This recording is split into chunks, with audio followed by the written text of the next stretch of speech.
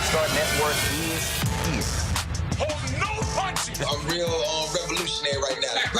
Support this man, Black Media. He makes sure that our stories are told.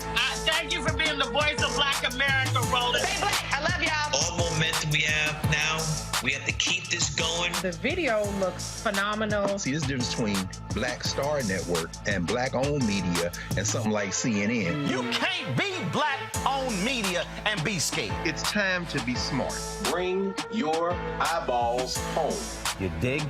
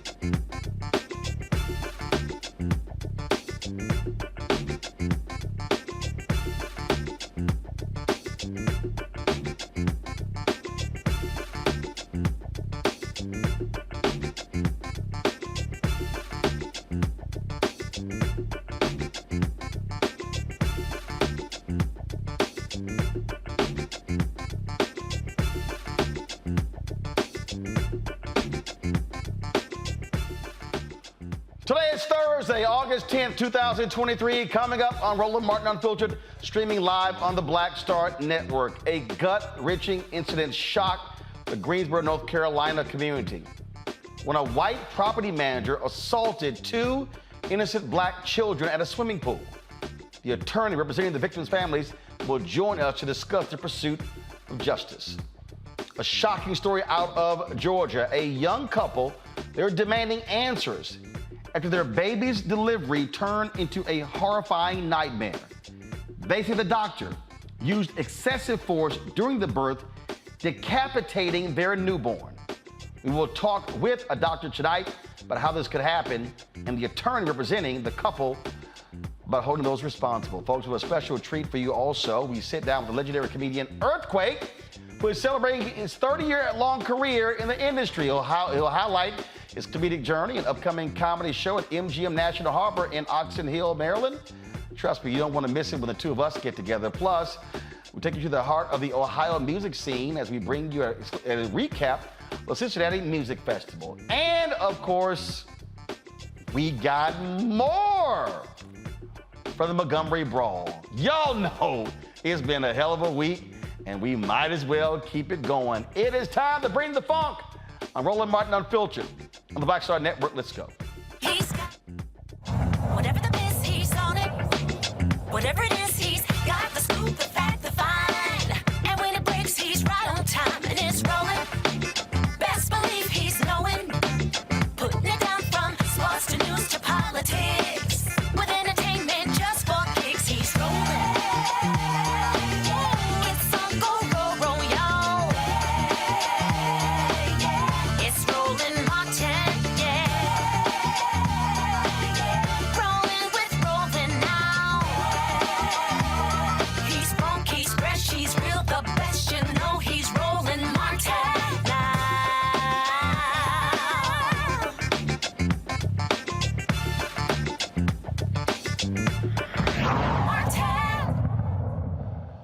A white Greensboro, North Carolina woman is charged with assaulting two black kids at an apartment complex swimming pool. 62-year-old Kimberly Jennings, property manager of Sagefield Garden Apartments, is charged with 2 counts of simple assault on a child under 12. The incident was caught on the apartment complex's security camera. Jennings is seen here hitting and pouring drinks on the kids. What in the world?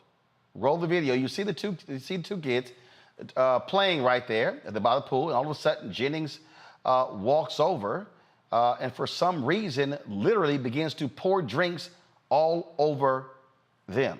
Joining me right now is the attorney representing the family, Jason L. Keith. He's joined by Jace Urey one of the kids, 11-year-old Jace. Glad to have both of you here. So first, Jace, what happened? What were y'all doing? Why? What was the conversation? Why did this woman just come over and pour drinks on y'all? Tell them what happened, Jace. Roland, first of all, we'd like to thank you for allowing us to be on the show to bring awareness to this. Jace, tell Roland what happened with that young lady, with the lady. She had hit my sister over a month ago, and Speak up. She had hit my sister over half a month ago, and it was like 2 weeks after that happened, and I had came back. Well, not like it was the same day she had hit her. I had did something about it after I got her loose from her trapping her in there on that day, and then we went back after the day. Well, Roland, let me help him. He's a little nervous. Go ahead. Jace was visiting the pool. It was a hot day. It was one of the hottest days in it was one of the heat streaks in the United States.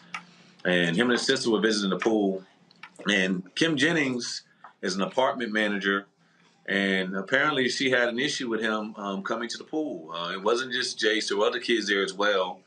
They had a prior run-in at some point with Miss Jennings, and it was alleged that she had assaulted his sister, Jayla, once before, and also used racial slurs in reference to Jayla and Jace. The second occasion that was videoed, which is why it has gone viral, Jace was simply visiting the pool, and something happened regarding his sister, and I think he addressed it regarding Miss Kim Jennings. And you see how she visibly assaulted him viciously, unprovoked, by throwing and pouring soda in his face multiple times and smacked him 2 times in the face with the soda can and the soda bottle. And if you look at the way Jace responded by doing nothing, because in terms of talking to Jace, he informed me that she's an adult and he's a kid, and that he didn't feel like he could do anything about it. Jace and his sister, do they stay at that apartment? They don't. They stay in the apartment directly across the street. And so they are there. They're friends, correct? Correct. And people are allowed to invite friends over to the pool. Correct. So so what I'm trying to understand is, are y'all the only black kids playing there? Was she targeting the two of you? no. Were y'all the only black kids there? No. My friend King was the one who invited us over here. So, what has been the response so far from the apartment complex? Well, Roland, they have tried to distance themselves as much as possible. There are some legal strategies that we have in play. Ben Crump is involved in the case, Harry Daniels out of Atlanta, and myself. And we've had some communication and correspondence with them. But they've tried to distance themselves, in my opinion, as much as they could. As you know, Ms. Jennings was arrested. She came back and on behalf of the apartment issued a formal apology for what occurred. Of course, you know, Roland, that apology is not enough. When you talk to Jace, he's a shy, regular 11-year-old kid, but he is terrified about what happened. How he reacted and how he responded to that 60-year-old white lady pouring soda in his face, assaulting him with the bottle multiple times, hitting him in his face, just disrespecting him and degrading him to the point to where all he could do is wipe the soda out of his eyes and tell his sister to come on and walk away and go tell his mother is offensive. So we hope and we plan to hold that apartment complex accountable for what happened. And so we're still working behind the scenes, but we have a legal strategy together, and we're going to make sure they pay every dollar that they can to make sure this young man never has to experience nothing like this again, and that they know that this can never happen again on anybody's watch under any circumstances. Well, wow, that is absolutely insane. I don't care how you feel about somebody. You don't just pour drinks over them because you're pissed off. Absolutely, Roland. Absolutely. And he's a child, and she's an adult, and he deserves better. And Jay said it best when he said, Mr. Keith, all I wanted was my mother and my father. And I told my sister, and I went home and I told them. Well, Jace, hopefully you and your sister are doing a lot better. And look, trust your attorneys to be sure to get justice in this case. Tom, thank you. Thank you. All right. Gentlemen, thanks a lot. We appreciate it. Thank you, Roland. Thank you. I'm going to bring in my pal, Dr. Greg Carr, Department of Afro-American Studies at Howard University, joining us from Egypt. Part of his annual trip there, Reese Colbert, host of the Reese Colbert Show on Sirius XM Radio out of D.C., Nola Haynes, Ph.D., Georgetown University, School of Foreign Service out of D.C. as well. I'm going to start with you, Reese. So if people want to understand why black people responded the way they did in Montgomery, it's because of stories like this. Two kids unable to defend themselves, don't lash out, have to take that racial indignity of being mistreated. And again, that's why black people have not only the black people who fought back in Montgomery, but why you've seen black folks with the jokes and the memes and the videos and the chair and everything, because this is the crap that we've had to deal with. Woo, Chad, I'm glad you didn't come to me with that with Jace there, because I don't know if I could hold my composure. She need her ass whooped. She need that chair upside her head for many reasons. Number one, the drink, if you throw a drink, then you about to get dragged across the damn floor, period. Then you turn around and you hit a child, dragged across the floor, point blank, period. She should be blacked up and all kind of shit in her mugshot just for what she did to those children. Because it wasn't just one child she assaulted, but she assaulted 2 children. And it is traumatizing. And it's going to instill a certain amount of fear in Jace and probably his sister that is unfair to them at that age. I'm disgusted at the fact that there were adults that I can see in that picture around that didn't hop on her ass and drag her across that pool. There's no reason why she should have been able to level that kind of abuse at that young boy with clearly having multiple adults around. That's disgusting. And yeah, they have a saying, monkey know which tree to climb. And she knew that she could only try something like that with a child that is going to be respectful and that is going to feel helpless in that situation. And so I think she needs a taste of her own medicine in terms of what it's like to be helpless and to be defenseless. And so anything that happens to her, in my opinion, is not proportionate to the kinds of harm that she inflicted. The fact that it hasn't been stated that she lost her job is appalling, but take that company, that management company, for every single dime that they have, because this is racist, it's disgusting. And guess what? She chose the right one. But keep trying other people and you're going to end up more like the Montgomery bandits that are now the white people that are now facing charges, as opposed to just being able to get their licks in and go. And this right here, Greg, is the thing I keep telling people. Black people have had to deal with these incidents. A few years ago, the black woman at a pool with a white man demanding she show an ID to get into the pool.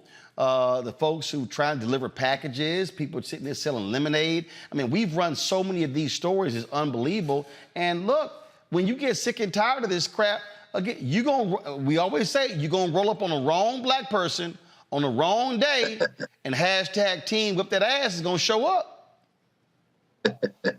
No, that's true, Roland. I mean, rolling up on the wrong black person is a long tradition in the United States. In fact, the Montgomery story, I think something that's been underemphasized is that the only difference between what happened in Montgomery and 200 plus years of us being in this country is somebody caught it on tape. We've been having that ass whoopings consistently, and certainly in places like Alabama, Mississippi, and other places. But, there's also a long history of trying to police black bodies around places of recreation, whether it be amusement parks, whether it be pools, places where the public has access. And in this particular case, there's also a tradition, I shouldn't say tradition, there's a history of lawsuits that come as a result of people who have been invited into subdivisions, into private pools by members being excluded from those places because they're black. Certainly, I'm wondering why she hasn't been charged with aggravated assault. In fact, a couple of attorneys here on the trip with us saying, once you've added an object, a Coke bottle, a Coke can, whatever, this could be charged as beyond simple assault, but aggravated assault. And so we don't know whether or not the prosecutor and the other people involved in this situation are in fact shielding this white woman, which of course there's a long tradition of that as well. But finally, these kind of incidents over and over again just emphasize the fact that people act with impunity until they are stopped. And this woman here has certainly, she's certainly facing a situation where I don't know what will happen to her, but I know one thing: she should probably have her head on a swivel from now on in those parts. Again, Nola, I keep saying it on this show. I'm telling you that there reaches a point when folk ain't playing. And I saw a story the other day. I think somebody's suing a Popeyes worker because some customer was going off on the worker, and the worker just snatched homegirl's braids out of her head. And I've seen it. I've seen where people act a fool with customer service folk, and they are showing all of their ass, and you don't know what that person's been dealing with. You don't know what they've been going through, and folk take a whole lot of stuff, and then when somebody snaps, they're like, "Oh my God, they snapped." Yeah, because you kept acting a fool. Listen. So I think a lot of people forget that we are free. We are actually free. And, Black folks, for the most part, we just want to live our lives. We just literally want to live our lives. And so we try, when we are out in the world and just living our lives, we're not trying to harm anybody. We're not trying to do anything to people. We literally just want to live our secure lives and do what we can for our families. And then people come and mess with us. Right. And then especially in this environment that we're living in right now, something that I think a great deal about, and how so much of this political environment is so ugly and so toxic, and it's legitimized so much of this behavior. Like, I feel like folks think that we woke up one day and we were back on a plantation. Like, I'm really confused with a lot of this behavior. Like, how do you just think you can just throw something on somebody else's child? And how do you think you can police a Black child's body because that child is Black? I would be very curious to know about her behavior, like what her work history is in that particular,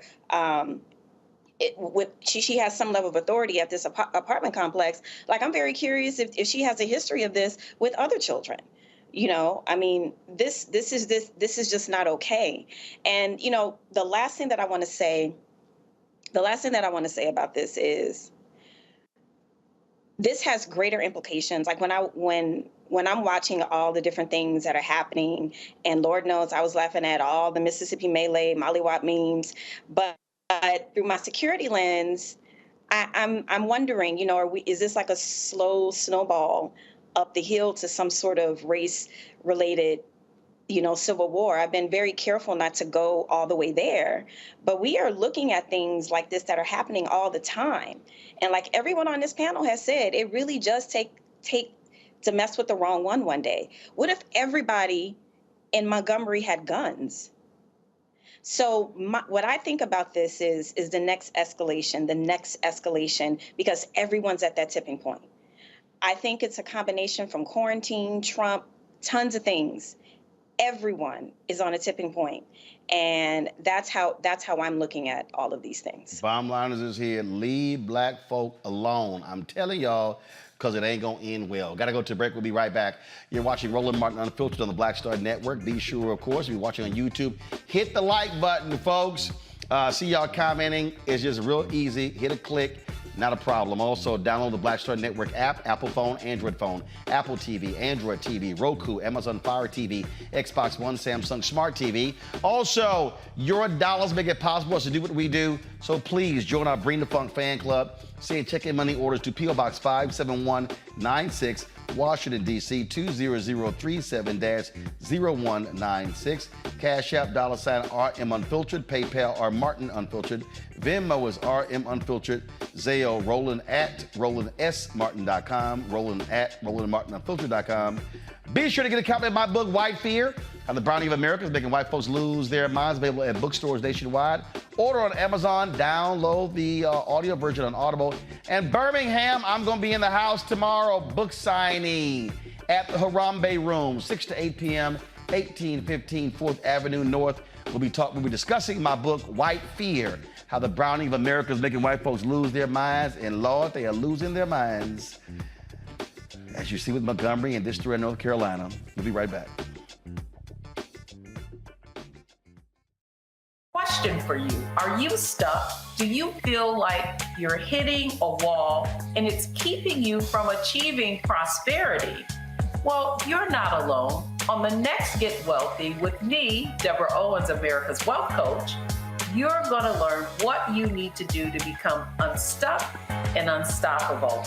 The fabulous author Janine K. Brown will be with us sharing with you exactly what you need to do to finally achieve the level of financial success you desire through your career. Because when I talk about being bold in the workplaces, I'm talking about that inner boldness that you have to take a risk, to go after what you want, to speak up when others are not. That's right here on Get Wealthy, only on Black Star Network. Hatred on the streets, a horrific scene, a white nationalist rally that descended into deadly violence. White people are losing their damn minds. As an angry pro-Trump mob storms the U.S. Capitol, we're about to see the rise of what I call white minority resistance. We have seen white folks in this country who simply cannot tolerate black folks voting. I think what we're seeing is the inevitable result of violent denial. This is part of American history. Every time that people of color have made progress, whether real or symbolic, there has been what Carol Anderson at Emory University calls white rage as a backlash. This is the rise of the Proud Boys and the Boogaloo Boys. America, there's going to be more of this. Here's all the Proud Boys, guys. This country is getting increasingly racist in its behaviors and its attitudes because of the fear of white people. The fear that they're taking our jobs, they're taking our resources, they're taking our women. This is white fear.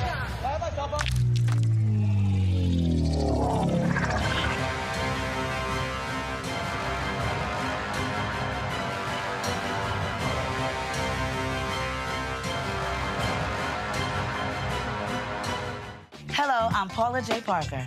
Truly proud on the Proud Family, louder and prouder on Disney+. And you're watching Roland Martin, Unfiltered.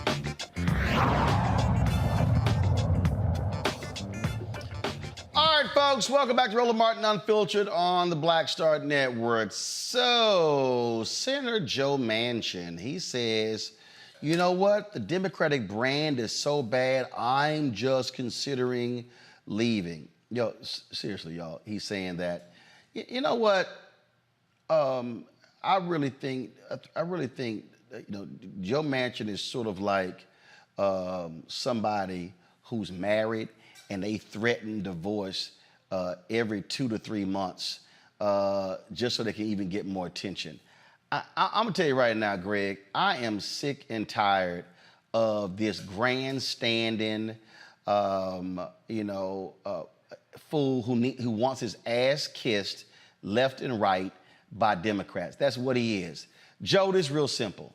Become a Republican, become an independent, or just shut the hell up and stay where you are, because the bottom line is this here. The whining and complaining really gets old and tired. Absolutely. I mean, and in an era of particular cynicism in American politics, Joe Manchin must be congratulated for somehow managing to continue to stand out as a shill for the energy companies, as a roadblock to everything from climate crisis to voting rights. Joe Manchin is a shill. He has extracted a great deal of wealth, relatively speaking, from West Virginia, he and his family enriching themselves in one of the poorest states in the country. And I must say, I mean, again, this man who is a millionaire, who has figured out ways to drain resources for his wife, for his children, in an era when you might think that we are kind of inured to this type of political shillery, Joe Manchin stands out. He's trying to win re-election, of course. No doubt those who are invested in extracting further wealth from the country through the white nationalist party have propped him up, and certainly he might try to attempt to play a spoiler in a presidential election. Manchin is not going off script. Joe Manchin is doing what Joe Manchin does. Joe Manchin thinks.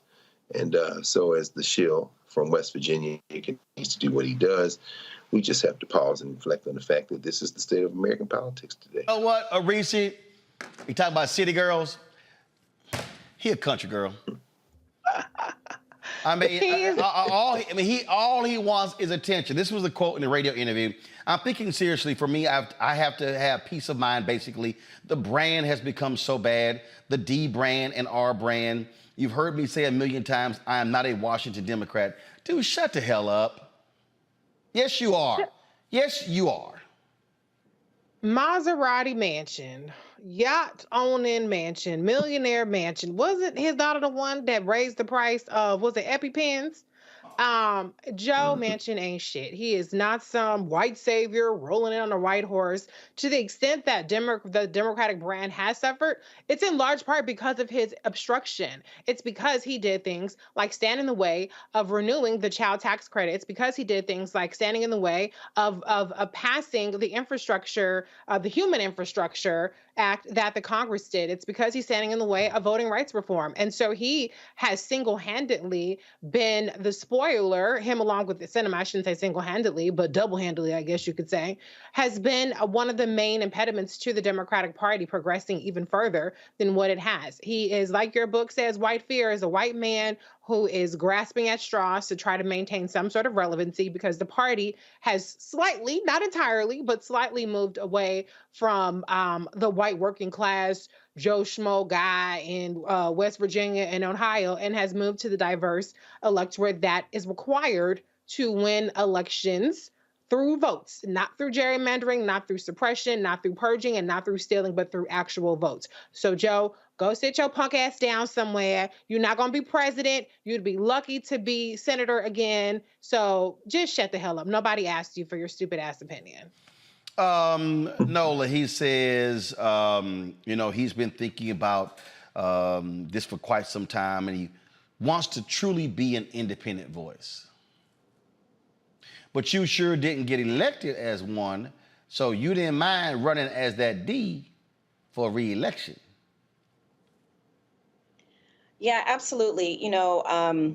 I'm going to talk about this through like the lens of like Southern politics and the neck of the woods that he's from. I'm going to go ahead and definitely throw them into kind of like the mix of, coming off a certain way, talking to a certain demographic a certain way, being folksy and all these different things. Like it's been done, but I feel a certain way when, people from my neck of the woods get exploited by folks who use that kind of every guy language.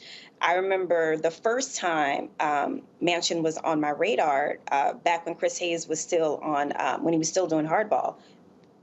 Chris Hayes? Wait a minute. Chris Matthews. Chris Matthews. And, Manchin came on the show and he said all the right things. Even some of my family members was like, well, he's saying stuff that makes sense for rural folks in Louisiana. Like he's speaking a specific language. And as we've seen over time, Reese used the word obstructionist. I mean, low key, that's what I pretty much assume that's what his job is. Like, I'm not surprised at all by this announcement because I started to get the feeling that you're not what you say that you're about for all the different reasons listed. But for me, I take offense because it's like the same group of people continuously get exploited over and over and over by people that have absolutely nothing in common with them, saying that they have everything in common with them and that they're looking out for them. And I just don't think that that's the case. Yep. I just sit here and again, it's just wonk, wonk, wonk. And here's the whole deal. If you're going to leave, just leave. Just shut up. Like all this, oh, I might stay, I might go, and I'll be treating well. The brand is bad. Go or stay. Shut up, please. All right, y'all. Gotta go to break. We come back to this crazy case out of Georgia where a family is suing the doctor in the hospital for decapitating their newborn. A shocking and stunning story.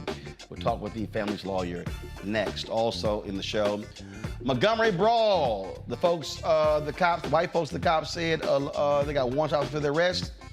They have turned themselves in. We'll show you their mug shots and show you more great videos and memes that black folks have been putting out fast and furious.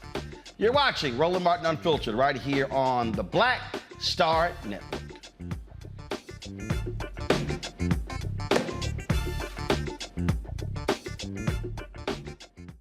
Next on the Black Table with me, Greg Carr. The United States is the most dangerous place for a woman to give birth among all industrialized nations on the planet.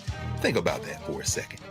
That's not all. Black women are 3 times more likely to die in this country during childbirth than white women. These healthcare systems are inherently racist.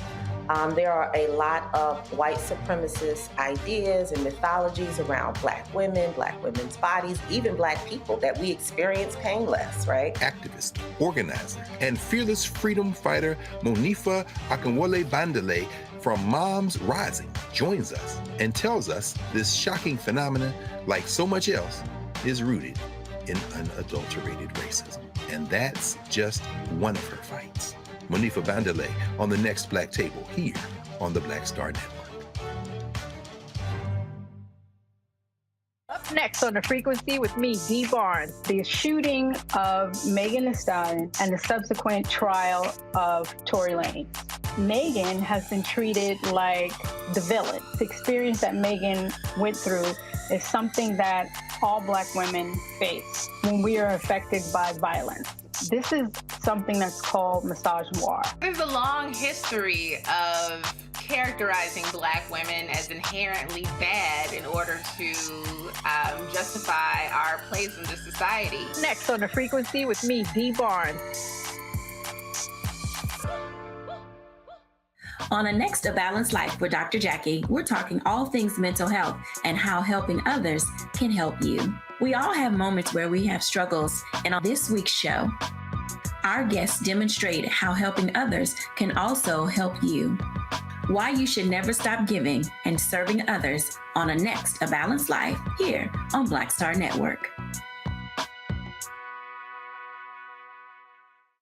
Hi, I am Tommy Davidson. I play Oscar on Proud Family, Louder and Prouder. I don't play Sammy, but I could.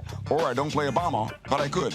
I don't do Stallone, but I could do all that. And I am here with Roland Martin on Unfiltered.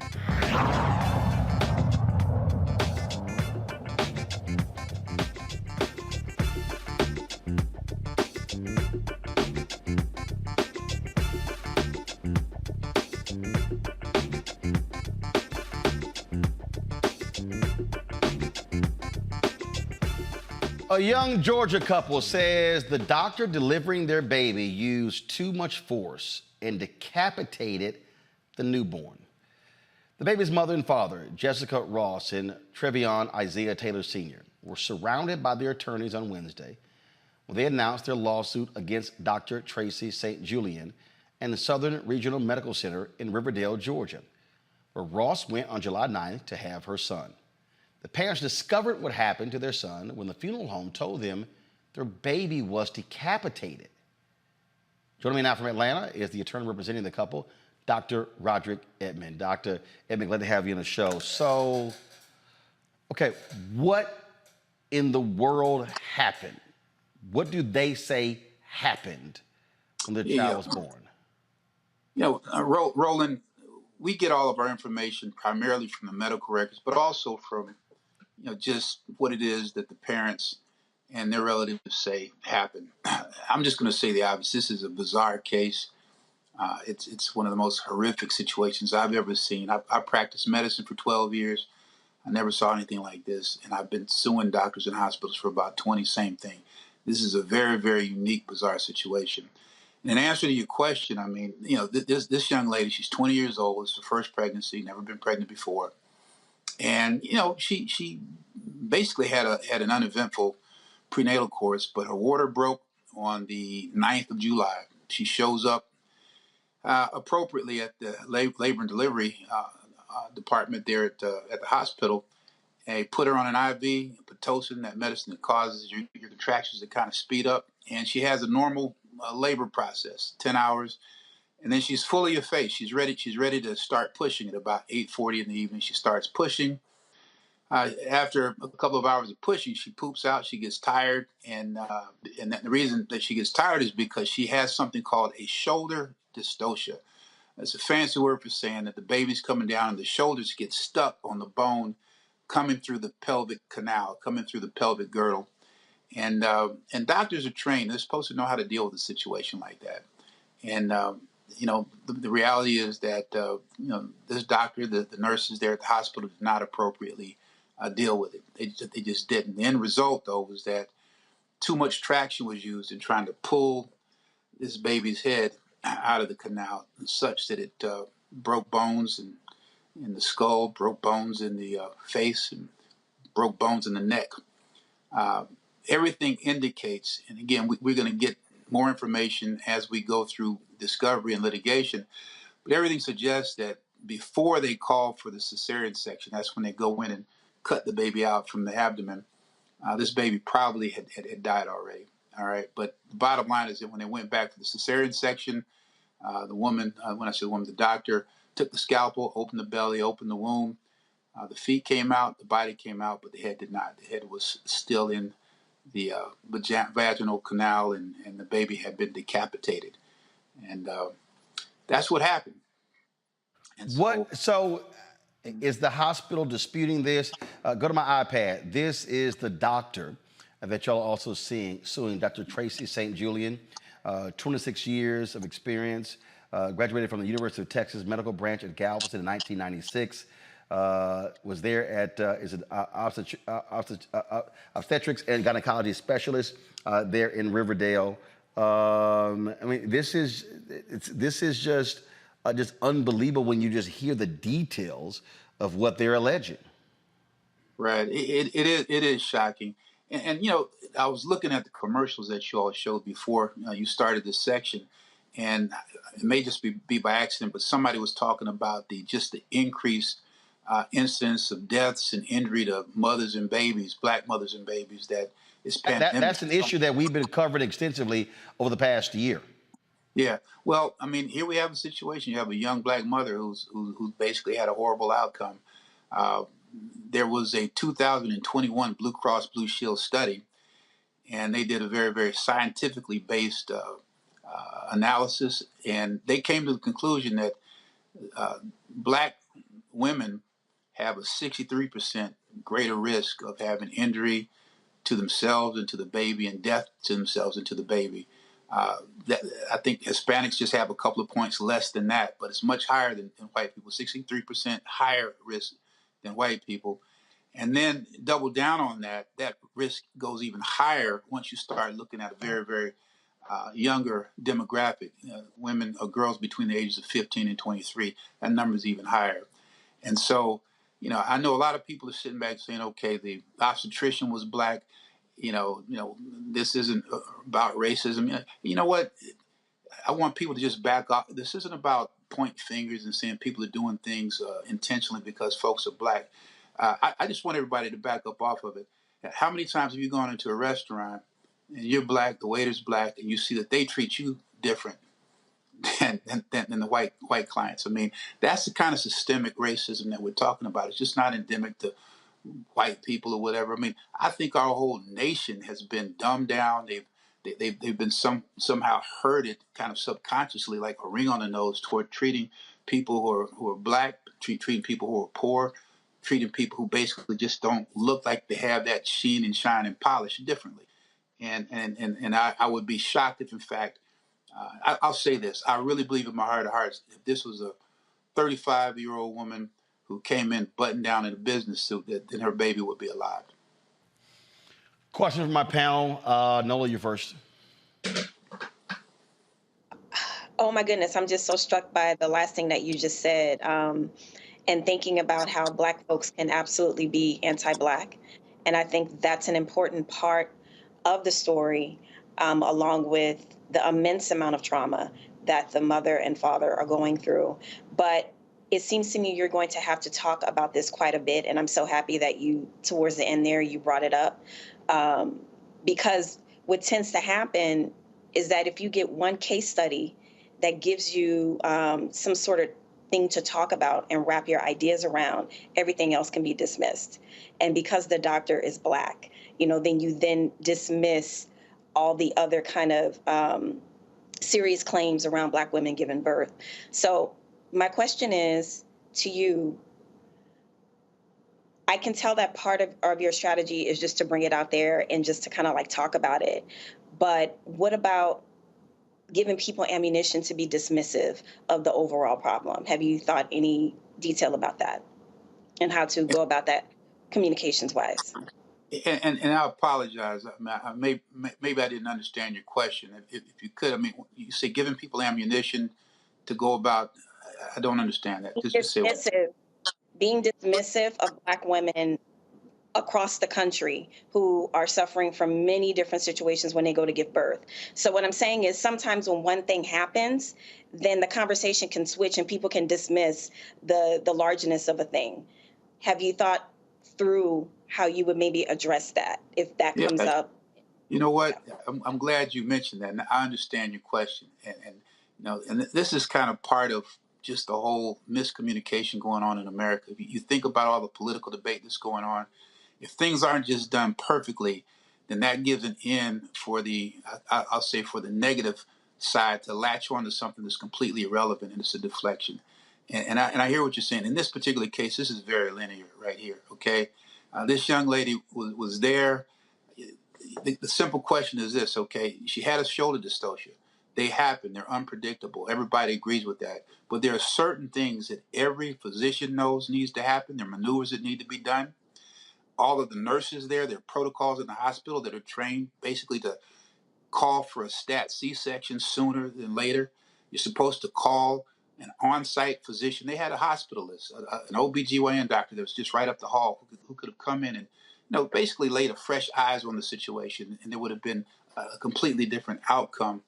There was so many things that could have been done that could have had a much, much better result.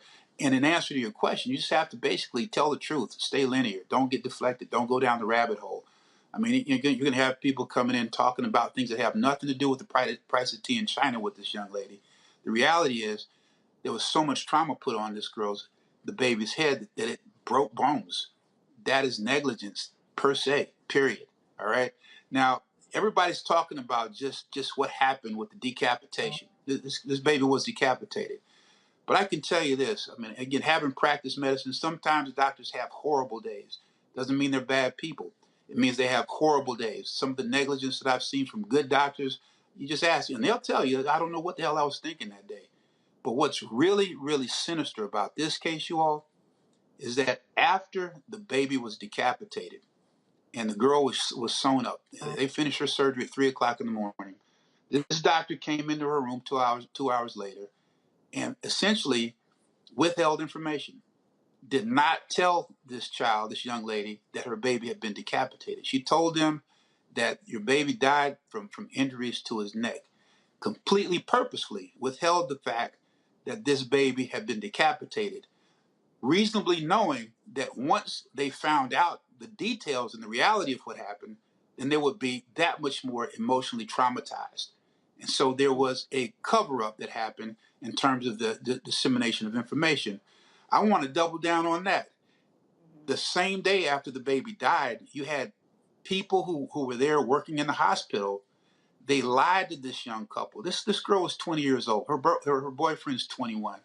They told them that, hey, you all's baby's death, those circumstances do not warrant there being a reflexive, free autopsy that's to be done by the medical examiner in the county. And that's just an abject lie.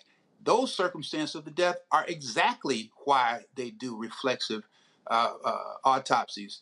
And they tried to encourage this couple to cremate their baby in an attempt to destroy evidence. So they're trying to obstruct the development of evidence, and then also they were trying to destroy evidence. And this is the crazy part. A couple of hours after her baby was dead, this young lady tearfully, sorrowfully said, "I want to see my baby." Like just about all women do when they have a baby that dies.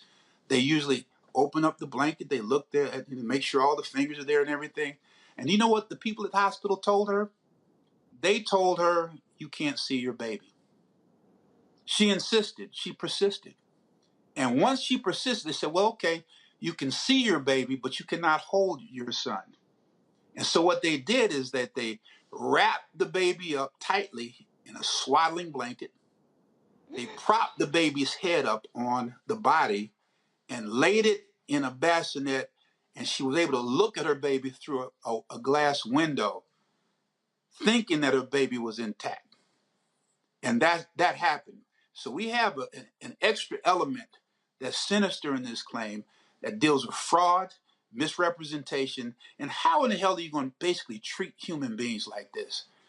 This is the sauce to this case. It's just not the death and the decapitation. It goes further in terms of sinister cover-up, fraud, misrepresentation, and treating people like they're less than. And I'll say this again. They damn sure wouldn't have treated those young people like that if they weren't young and black. See?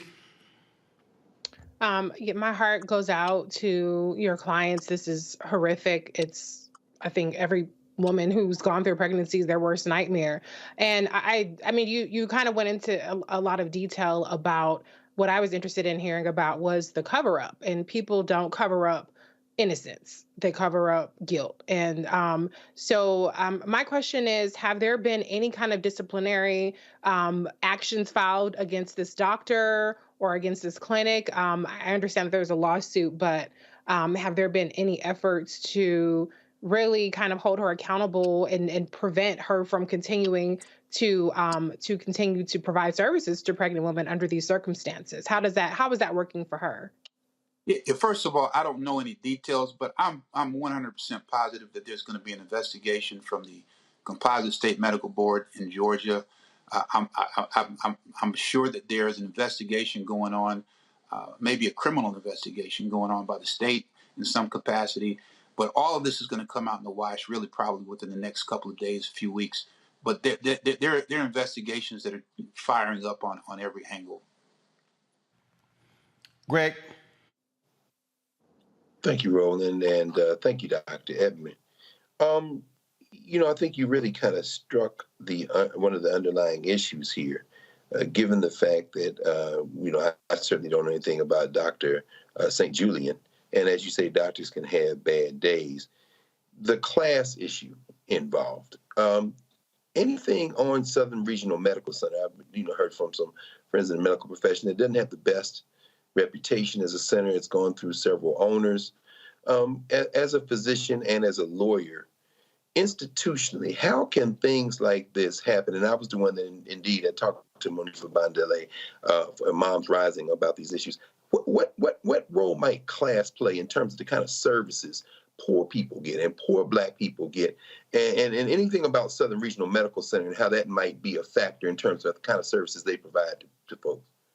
You know what? I don't know enough really to talk specifically about Southern Regional Medical Center in terms of their persistent quality or lack thereof.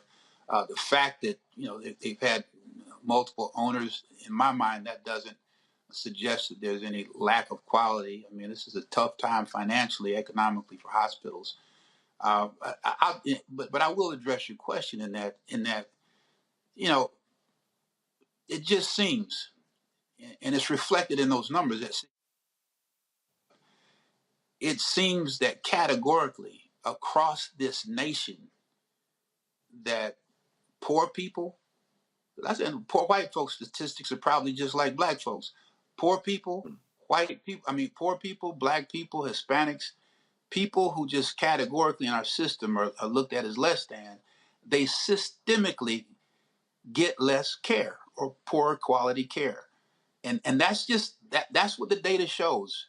And again, you have people coming from all institutions trying to figure out why. And so that's the big question. And you know what? I think as long as we shine a light on it like we're doing right now, we're going to figure it out. All right. All right, then. Hey Roland, before we get going, I just want you to know that I pledged a guy named A. Scott Bolden down in Morehouse. And he called me today and he told me to tell you that what do you call 5 alphas and 1 kappa? And easy, five much smarter men. He said 5 alphas and 1 kappa. He says that's called a fair fight. All right, so. Well, first of all, anybody who chooses to pledge a youth group that's a fraternal imposter knows better that that's not the truth. See, it was smart for you, Doc, just to keep moving. See, you shouldn't have even started any of that, because trust me, it don't end well for y'all. So. But guess what? But then after that, he said, "Tell the brother I love him." Yeah. That's called don't make. Hey, Henry, give me a shot. Doc, keep it up. You gonna meet that right there. I hear you. Look up, y'all. All of y'all. Keep on doing. You're going to meet that chair right there. All right. Doc, right. We appreciate it. Thank you so very much. Thanks a lot. Thank you. All right. Folks, I'm going to go to a quick break. We come back. We're going to talk to a doctor who can explain what actually happens in the medical room and how this possibly could have happened. Man, sad story. You're watching Roland Martin Unfiltered right here on the Black Star Network. When you talk about blackness and what happens in black culture, we're about covering these things that matter to us, speaking to our issues and concerns. This is a genuine people-powered movement. There's a lot of stuff that we're not getting. You get it, and you spread the word. We wish to plead our own cause. Too long have others spoken for us. We cannot tell our own story if we can't pay for it. This is about covering us. Invest in black-owned media. Your dollars matter.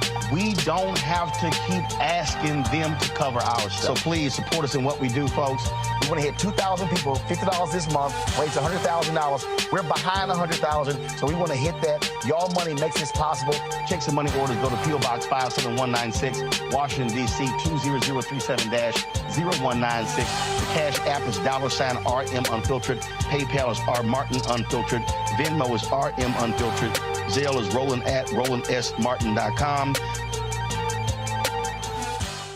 Question for you. Are you stuck? Do you feel like you're hitting a wall and it's keeping you from achieving prosperity?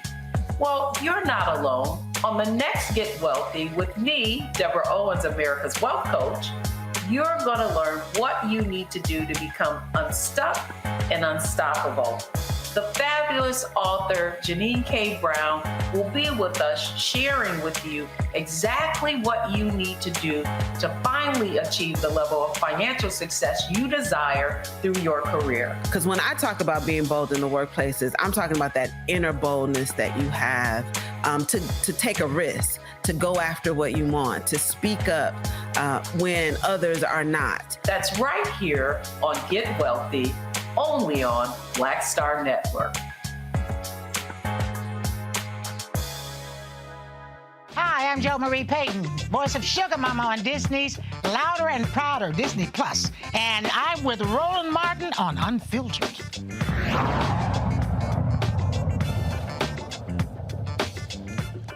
All right, folks, we are now talking with a doctor of New Orleans, Dr. Joy Creer-Perry. She's president of the National Birth Equity Collaborative. Doc, glad to have you here. When you saw this story, when we hear these other stories, we've talked about the fundamental problem that black women are facing in birth.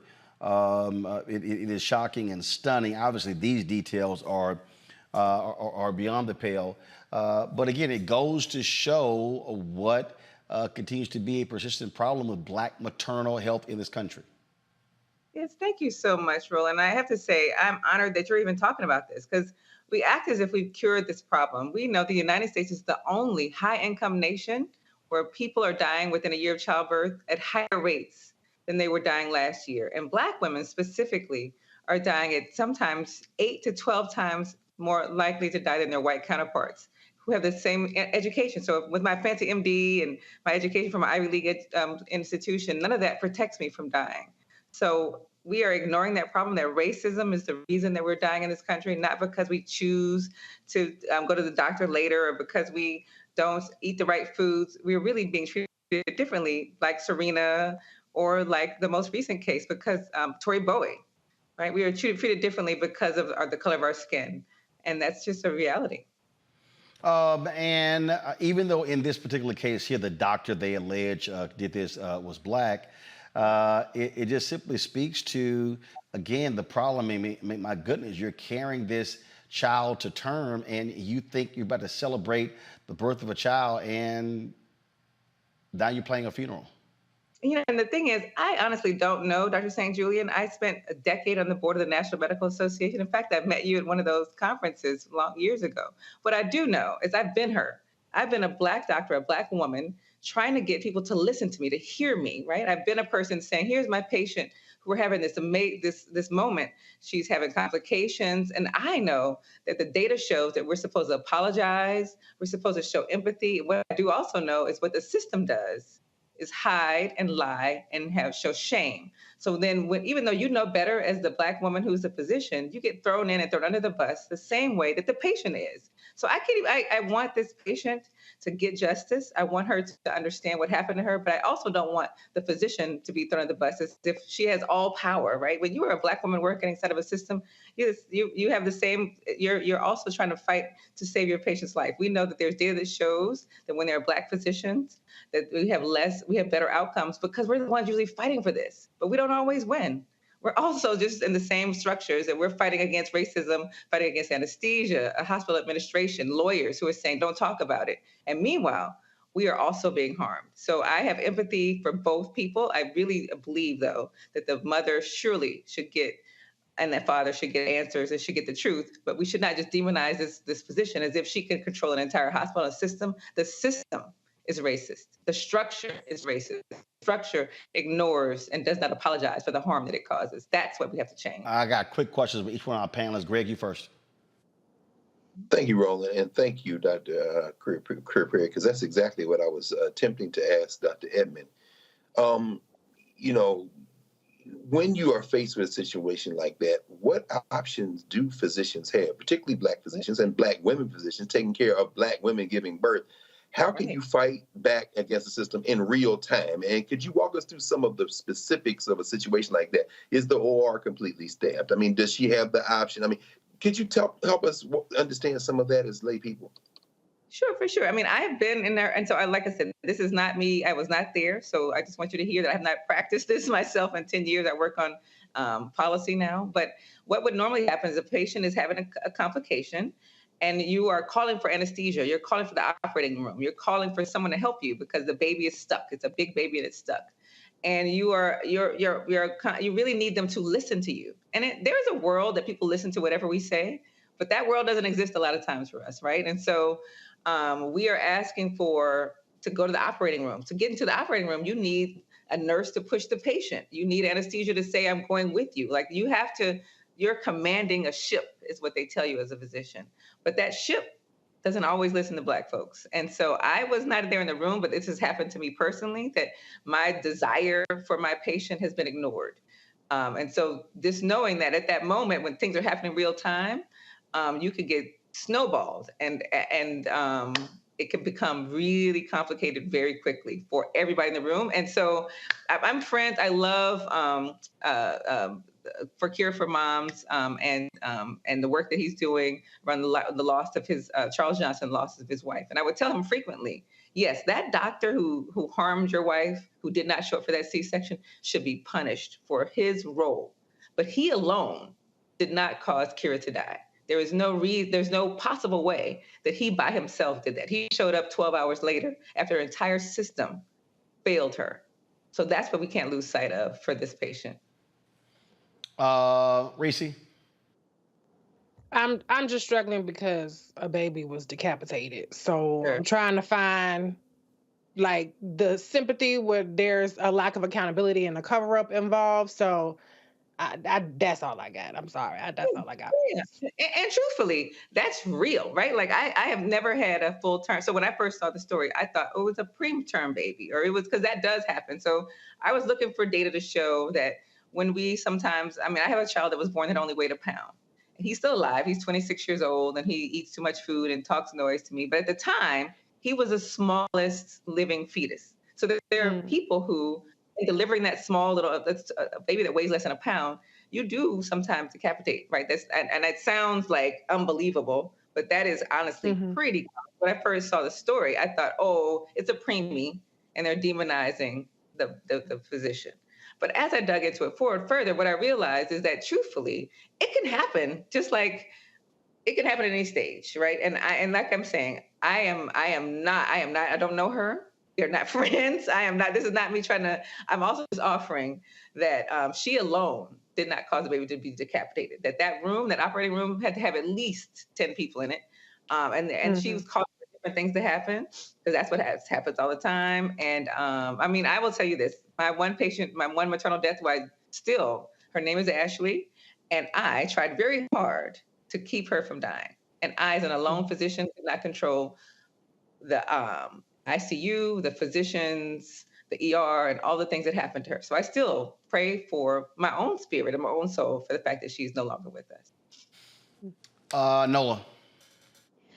Thank you so much, Doctor, for spending time with us this evening and talking about a very difficult topic. I have more of a policy question for you.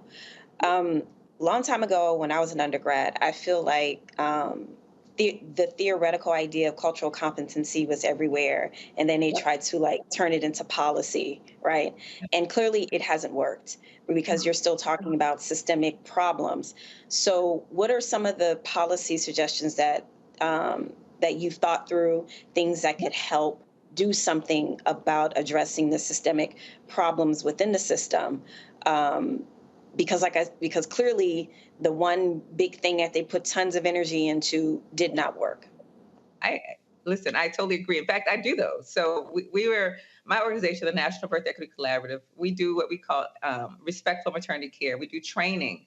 And we recognize about a third of the people when we do those trainings, and we don't use the term cultural competency because I can't be competent on another person's humanity. I can be humble.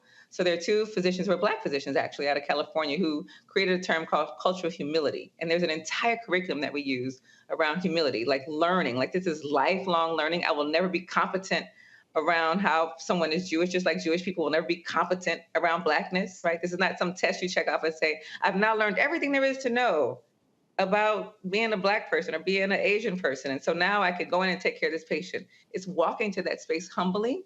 Cultural humility is an entire framework. So inside of respectful maternity care, we work on what's called cultural humility, and we have a cycle to respectful maternity care. And the first step is working on your own self. And there's a bill at the federal level called the Omnibus that we've taught for 3 years. Lauren Underwood, who's an amazing congresswoman, and Alman Adams, another amazing nurse, were the co-leads, and Cory Booker. And in fact, Vice President Kamala Harris, before she became the vice president when she was the senator, was the lead for this bill. And it is a very comprehensive, it's 12 different bills at this point, and we keep expanding it. We can't get it passed because they keep saying the bishops don't want it because it's about abortion.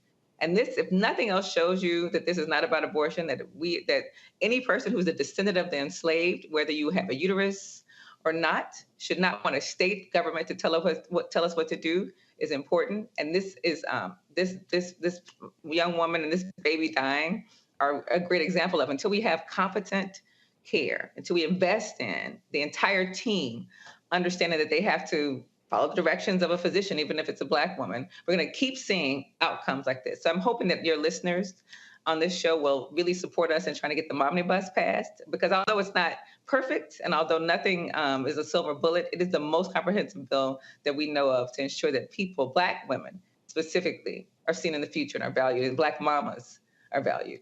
All right, Doc, we certainly appreciate it. Thank you so very much for joining us. Thank you, love. Appreciate you. Folks, here's a statement from the hospital. Our heartfelt thoughts and prayers are with the family and all those impacted by this tragic event. Our prayers also remain with the dedicated team of physicians, nurses, and staff at Southern Regional Medical Center who cared for this patient. Well, our sympathies go out to the family. Southern Regional Medical Center denies the allegations in the complaint referencing the hospital. Since this matter is in litigation, we cannot provide additional statements.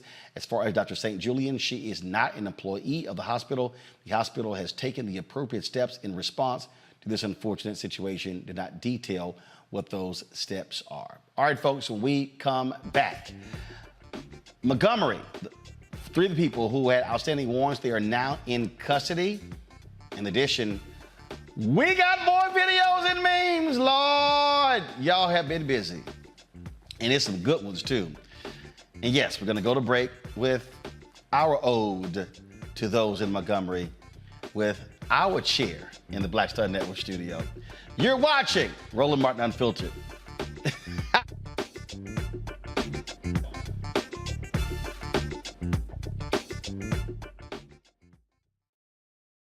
Up next on The Frequency with me, Dee Barnes, the shooting of Megan Thee Stallion and the subsequent trial of Tory Lanez. Megan has been treated like the villain. The experience that Megan went through is something that all Black women face when we are affected by violence. This is something that's called misogynoir. There's a long history of characterizing Black women as inherently bad in order to justify our place in the society. Next on The Frequency with me, Dee Barnes. Next on the Black Table with me, Greg Carr. The United States is the most dangerous place for a woman to give birth among all industrialized nations on the planet. Think about that for a second. That's not all. Black women are 3 times more likely to die in this country during childbirth than white women. These healthcare systems are inherently racist.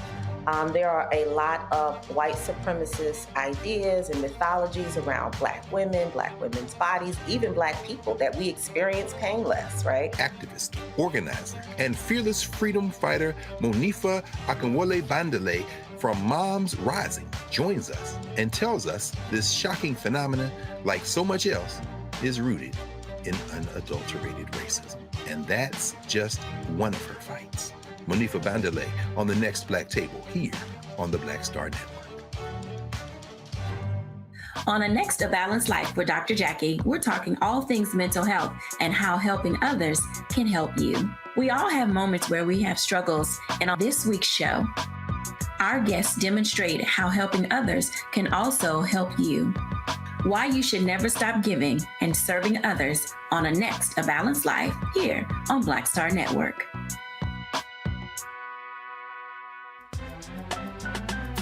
I'm Faraji Muhammad, live from LA. And this is The Culture. The Culture is a two-way conversation. You and me. We talk about the stories, politics, the good, the bad, and the downright ugly. So join our community every day at 3 p.m. Eastern and let your voice be heard. Hey, we're all in this together. So let's talk about it and see what kind of trouble we can get into. It's The Culture, weekdays at 3, only on the Black Star Network. Hi, my name is Freddie Ricks. I'm from Houston, Texas. My name is Sharon Williams. I'm from Dallas, Texas. Right now, I'm rolling with Roland Martin, unfiltered, uncut, unplugged, and undamn believable. You hear me?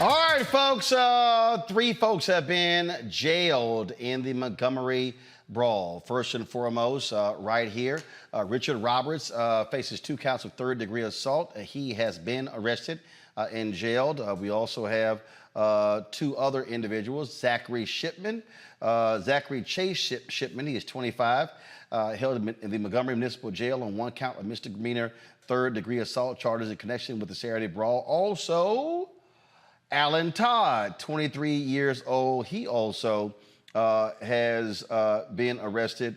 Again, Richard Roberts turned himself in on Tuesday. Police are still seeking Reggie Gray, the 42-year-old Black man who was wielding the chair.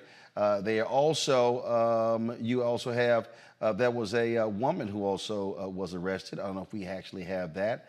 I'm looking right here. Give me 1 second. I saw it just right here. Here we go. Woman in connection. Go to my iPad, please. This is the mugshot of Mary Todd. She's 21 years old. She is the 4th suspect who has been charged in connection with the brawl. She turned herself in today. She faces misdemeanor 3rd-degree assault charges. She's also being held at the Montgomery Municipal Jail. All right, folks. There has been some of the other story updates. This is from AL.com. Montgomery Riverboat crew says they were attacked by drunk people yelling N-word, according to records. A teen deckhand's mother wrote that she could hear men yelling F that nigger, and the men came down to fight my son. Now, another witness said this was not about race, but you have this particular witness who is saying this. People continue to respond in quite the interesting and humorous way to all of this. We have been looking at some of these videos. So in Copenhagen, they have Fashion Week, and guess what? The black chair made an appearance during Fashion Week. The sister is coming down. Do y'all have, pull up audio, guys, come on. The sister is sitting here wielding that chair as she's walking down the runway. I thought that was one heck of a video there. Also, we came across a few others that I found to be quite amusing. Let's see here. I'm gonna pull this one up for a second. Let's see here. Where can I find it? And I showed y'all. Now, Reese, this is interesting. They already have the Montgomery Brawl nails. Hey, I'm really proud of y'all. Montgomery Brawl. Bitch. Not one but them all. Montgomery Brawl. Shout out bro that can swim. Montgomery Brawl. Shit, really all of them. Montgomery Brawl. Shout out Unc with the chair. Montgomery Brawl. Everybody that was there. Montgomery Brawl. Threw the head off. Come on, Nola, why you shaking your head? Because there's so much I want to say that I can't say. That's why. Reese? But all I want to say is, do you see how we set global culture, though?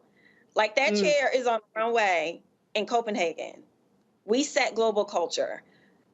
I just want to leave it there, but I want to say so much. Reese, go ahead. I have to say, that felt damn good seeing all them white people get their ass whipped for fucking with a black man who was doing his job. The Karen energy, the Brad energy just was beat out of him. I won't even say sucked out of him, was beat out of him with fists, feet, chairs, and they had it coming. And you know what? Let this be a lesson, because people are so quick. I get tagged all day, every day, in every video of a black person getting their ass beat, a black person getting spit on, terrorized. We talked about it earlier in the show. We don't see enough of Team Whip That Ass out there. So I am 100% here for that energy. It felt cathartic for me. I've been in a good mood all week behind it. And I just think we need to do more of this. I'm not saying be violent, but I'm just saying, like, don't just take it on the chin. Don't turn the other cheek. Don't be the bigger person. Don't offer forgiveness and grace. Sometimes you need to match energy, and that's exactly what happened in Birmingham. And I just thank them because they have spawned 1,000,001 amazing memes. I've watched every single video. Black people are so creative. And now we got a new thing added to our lexicon, which is the chair. The chair is now, we got the black fist and we got the chair. So if anybody sees a chair, then you know what's about to go down. It's about to go down, and everybody knows it. And it's ours for now. Well, until they start outlawing chairs. And I'm glad you said that, folks. Y'all can go to Roland Martin Unfiltered right now, and y'all can get this. All right, front of the shirt, hashtag Team Whip That Ass.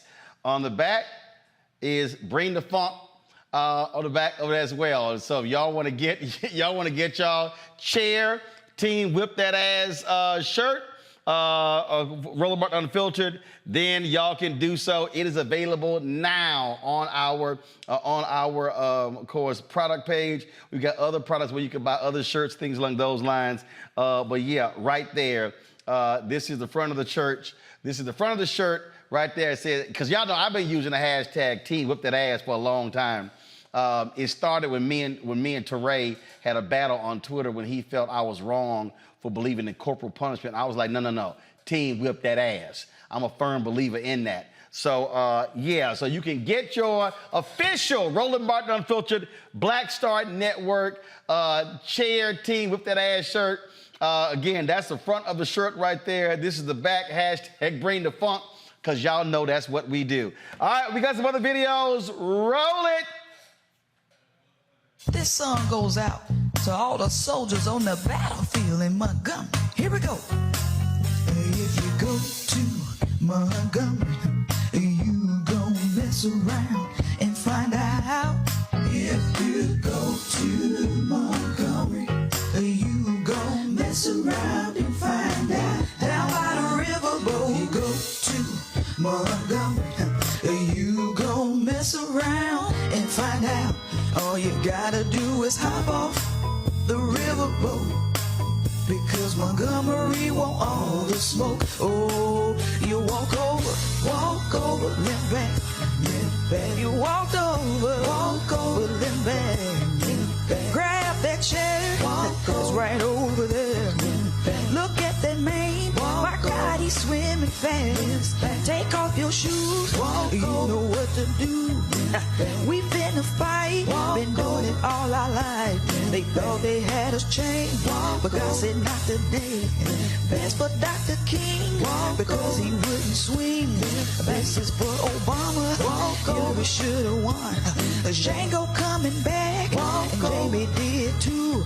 Attacked us by the river, the ancestors came through. Oh, they walked over, but then back. And that's a fact, on period, on everything. Oh, there's gonna be a new line dance, Greg. We gonna make a line dance. Absolutely. You know, it's very interesting. We've been here for about a week and a half so far. Right now, I'm sitting in that Swan, and where we're staying requires a boat, a ferry, and you know, dozens of times a day, ferries go back and forth between Elephantine Island and the mainland here in that Swan, and they're run by Nubians. So when men who look just like us, you keep your mouth shut, you wouldn't be able to tell the difference between one of us and Nubians here. And of course, you can imagine with that kind of traffic on the shoreline, there are going to be moments when the boats bump into each other. They got the tires on the sides, and it's all very calm, all very peaceful. These brothers all know each other, and they've been working, some of them, for decades at this trade. As we were having the conversation, the Africans from the United States, to the tune of about 220 is what we took over here this time. This has been one of the very few stories from the United States of America that we've been talking about. It's very refreshing to be outside of a criminal enterprise where race is the framework through which we live our lives, and to be among people for whom this is not an issue. Why am I drawing this? This kind of energy is two things come to mind. Number one, as I said earlier, the only thing that is really different between what we're seeing with this and what has happened before in Alabama, Mississippi, and everywhere else is that it was caught on tape. Hell, half of the Great Migration happened because black people whipped that ass. The Negroes in Detroit are there because they came from Alabama, because more often than not, when a white man decided to nuck if you buck, the black person took them out, and that's why they had to leave Alabama in the middle of the night to go to Detroit. Same thing for people from Louisiana and Texas and Las Vegas, people in LA coming from places like Arkansas and other places, people from Buffalo, New York, or Chicago, from Mississippi, and from the Carolinas and to Philadelphia. I say all that to say that this is not new. So that's the first thing. We should be careful to say we finally had enough. We had enough when the first hands were put on us, and the first hands were black. The second thing I think is very much more important in some ways, and that's this. What this is doing, I agree with Reese, it's a global phenomenon. What this is doing is serving notice that this type of response to white terror and white violence is now being energized by a new generation. The United States of America doesn't have enough police, doesn't have enough deputy police in terms of white people to really to any way neutralize the combined anger and pent-up emotion of black people. Making these videos, all this kind of thing, particularly of something that, quite frankly, it might be an act of assault, is an open declaration that we don't give a damn about the law. We don't give a damn about any potential punishment. If you come over here, we're going to dance with you, and we might take your legs off. Think about that for a minute. Think about that. An act where somebody hits somebody with a chair is not only being declared basically self-defense without any court of law having any weighing in. It is being celebrated in a way that is, in fact, energizing, is catalyzing the type of response that you're almost saying now, you know what? It's okay. That signal could have profound implications as we enter this new election cycle and folks want to make country music songs and scream all kind of things. This could get a whole lot more violent before it gets better. Don't swing on folks, because you might get swung on back. Roll the next video. Nothing, just getting ready for work, that's all. Somebody pray for me. Somebody pray for me. Somebody pray for me. Man, when the black cops start pulling the chairs out, you know something's up. Roll next video. My brothers and sisters take arm in the Battle of Montgomery. I knew that I had to be prepared myself. Pulling out old Betsy, I practiced my chair jutsu. I haven't used this skill in years, as the last time I used it, I sent 4 people to the hospital with concussions. Their brains turned to jelly. It's a daily skill passed down from hood master to hood master, baby daddy to baby daddy. It's a powerful skill. When thrown, the chair can cause riots and get the most sane person into a frenzy. But it's necessary, and I will be ready.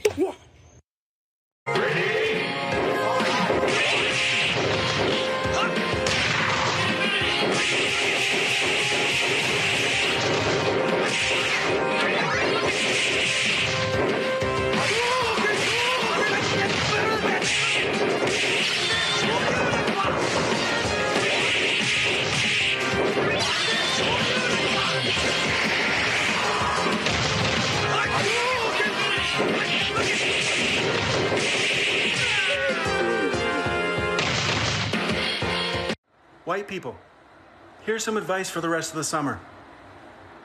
Stay out of the water.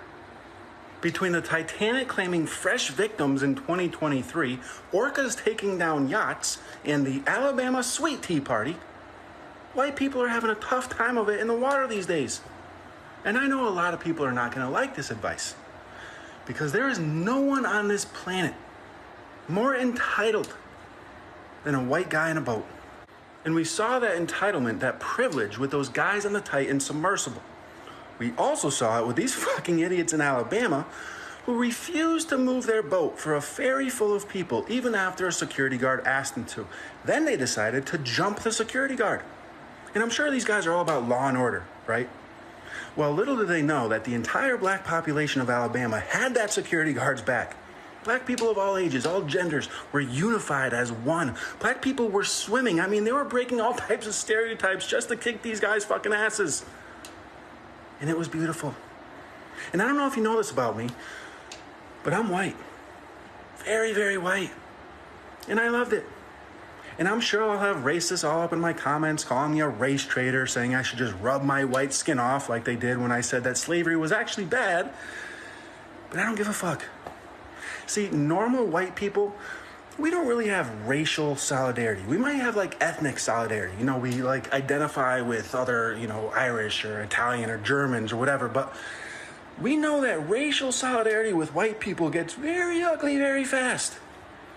So when white people do some racist, idiotic shit and get their comeuppance, we love it. So I guess my advice isn't really stay out of the water. I guess my advice is don't be an entitled racist idiot. I got nothing for those orcas, though. All right, Rita Brent is a comedian, and she has been killing it. Oh, my God, y'all. She put this prayer out, and I had to play it. And eternal Jesus, Lord, we come to you today feeling glorious and victorious after pulling off an unlikely feat around 7 p.m. in Montgomery, Alabama. Lord, we were rolling on the river with some saltine crackers yesterday, Lord. But vengeance was ours, said the Negroes who came to help our dear brother Leotis, who was just trying to do his job and bring the Harriet II boat back to the dock. Now, Lord, I don't know if that main name is Leotis, but it's going to be for the purpose of this prayer, because that was a very Leotis-like fight.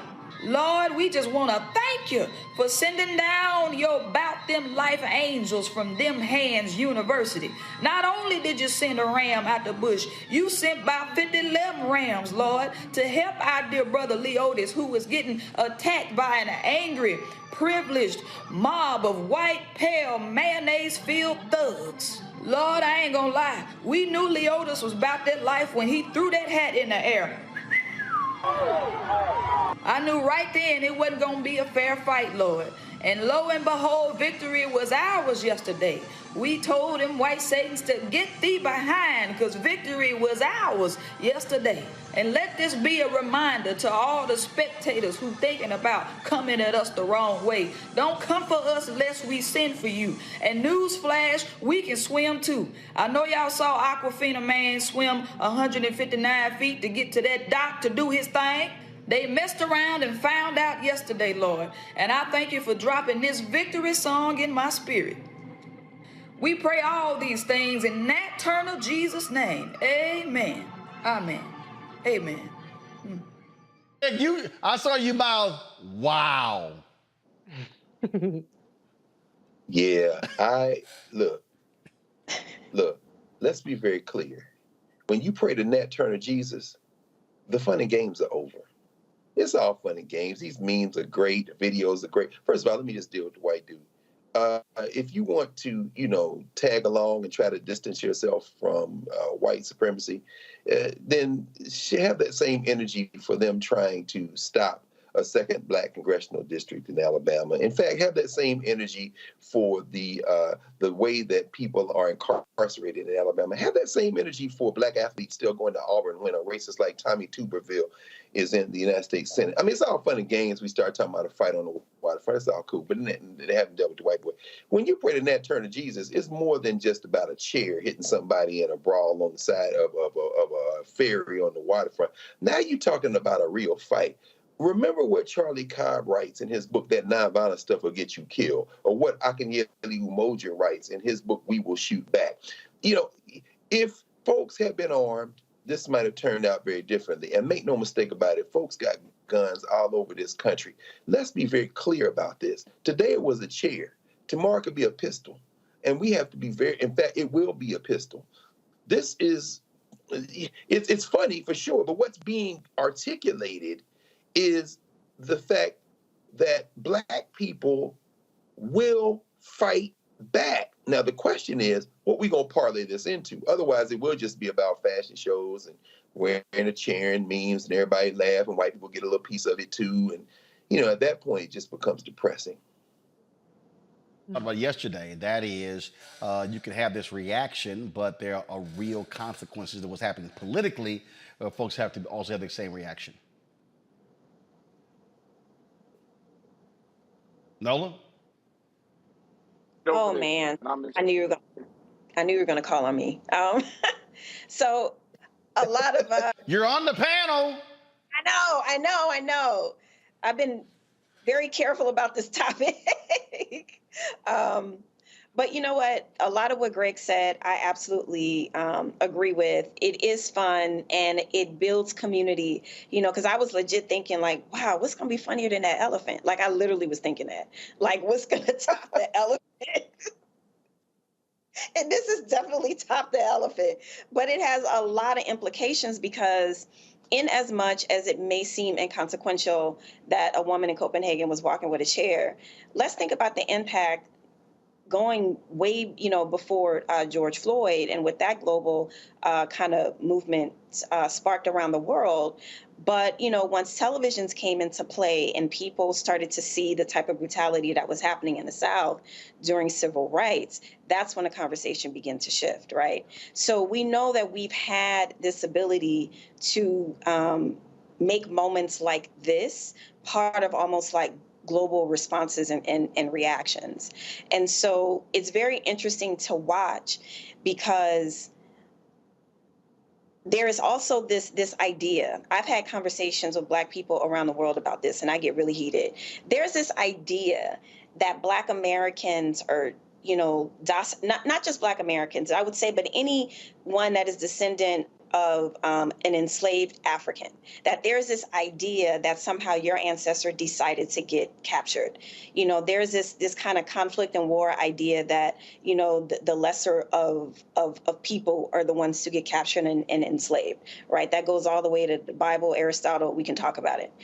But something as normal as a day on the harbor literally sparked and shifted the conversation.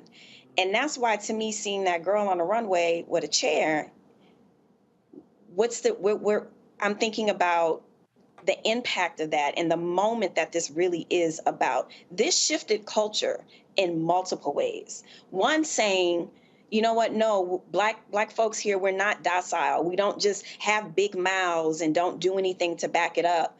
This shifted the culture, this shifted the conversation that goes all the way back. From our existence here and then, among the diaspora. So my brain is thinking about all of these different things on top of the security implications. Because like I said in the beginning, this could be some sort of, what am I trying to say? Like the first salvo, right? So well, this again, is, no, but it as everything is always a matter of the follow-up. That's what it boils down to. Again, moments turns into movements, or they can simply just be moments. I got Earthquake coming up next, but I gotta play this one last one from Rita Brent to take us to the break. I got no choice. So, Reese, this one's for you. This song goes out to all the soldiers on the battlefield in Montgomery. Here we go. If you go to Montgomery, you gon' mess around and find out. If you go to Montgomery, you gon' mess around and find out. Down by the riverboat, you go to Montgomery, you gon' mess around and find out. All you gotta do is hop off the riverboat, because Montgomery want all the smoke. Oh, you walk over, limp back, limp back. You walk over, limp back. Grab that chair, it's right over there. Look at that man, my God, he's swimming fast. Take off your shoes, you know what to do. We finna fight, been doing it all our life. They thought they had us chained, but God said not today. Best for Dr. King, because he wouldn't swing. This is for Obama, Hillary should've won. Django coming back, and Jamie did too. Attacked us by the river, the ancestors came through. Oh, they walked over, then back. And that's a fact. On period, on everything, on my mama. Mess around and find out. That's gonna be somebody. That's gonna be the church on Sunday. Reese, take us out to the break. Your final comment. Look, I just gotta say, I'm glad that Dr. Carr and Dr. Nola laid it out. There has been, we've seen over the past year and some change, a backlash to the so-called racial reckoning of George Floyd. Well, guess what? There's a backlash to the backlash. Because if y'all thought we were just going to take the backlash, laying down all the shit that y'all doing across the country, overreaching, trying to strip us of our citizenship, it ain't happening, Captain. So it might just be the opening salvo. And don't say you weren't warned that we ain't taking this shit no more. Ain't no, we're not our ancestors. We're not the people we were, or we have been for the past 18 months. Letting motherfuckers like Ron DeSantis, Greg Abbott, and a lot of them slide with a lot of this shit that they've been pulling over on Black people without getting the answer. Well, Montgomery was your answer, boo. Stay tuned for more.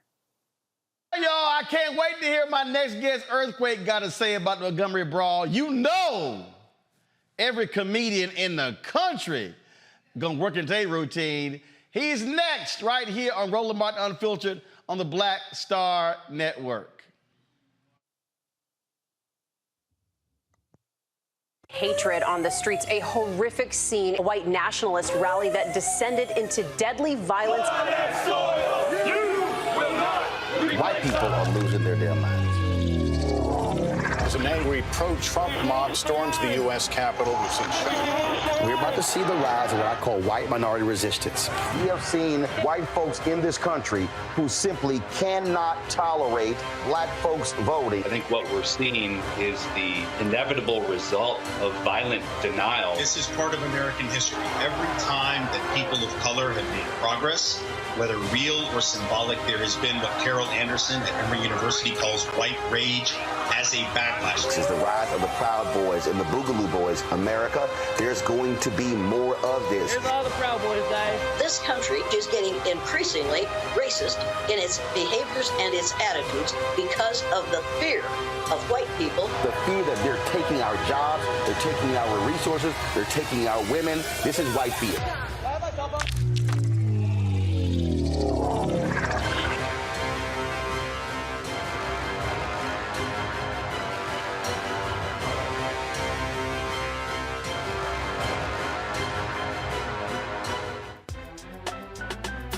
I'm Faraji Muhammad, live from LA. And this is The Culture. The Culture is a two-way conversation. You and me. We talk about the stories, politics, the good, the bad, and the downright ugly. So join our community every day at 3 p.m. Eastern and let your voice be heard. Hey, we're all in this together. So let's talk about it and see what kind of trouble we can get into. It's The Culture, weekdays at 3, only on the Black Star Network. What's up, everybody? It's your girl, Latasha from the A. And you're watching Roland Martin Unfiltered.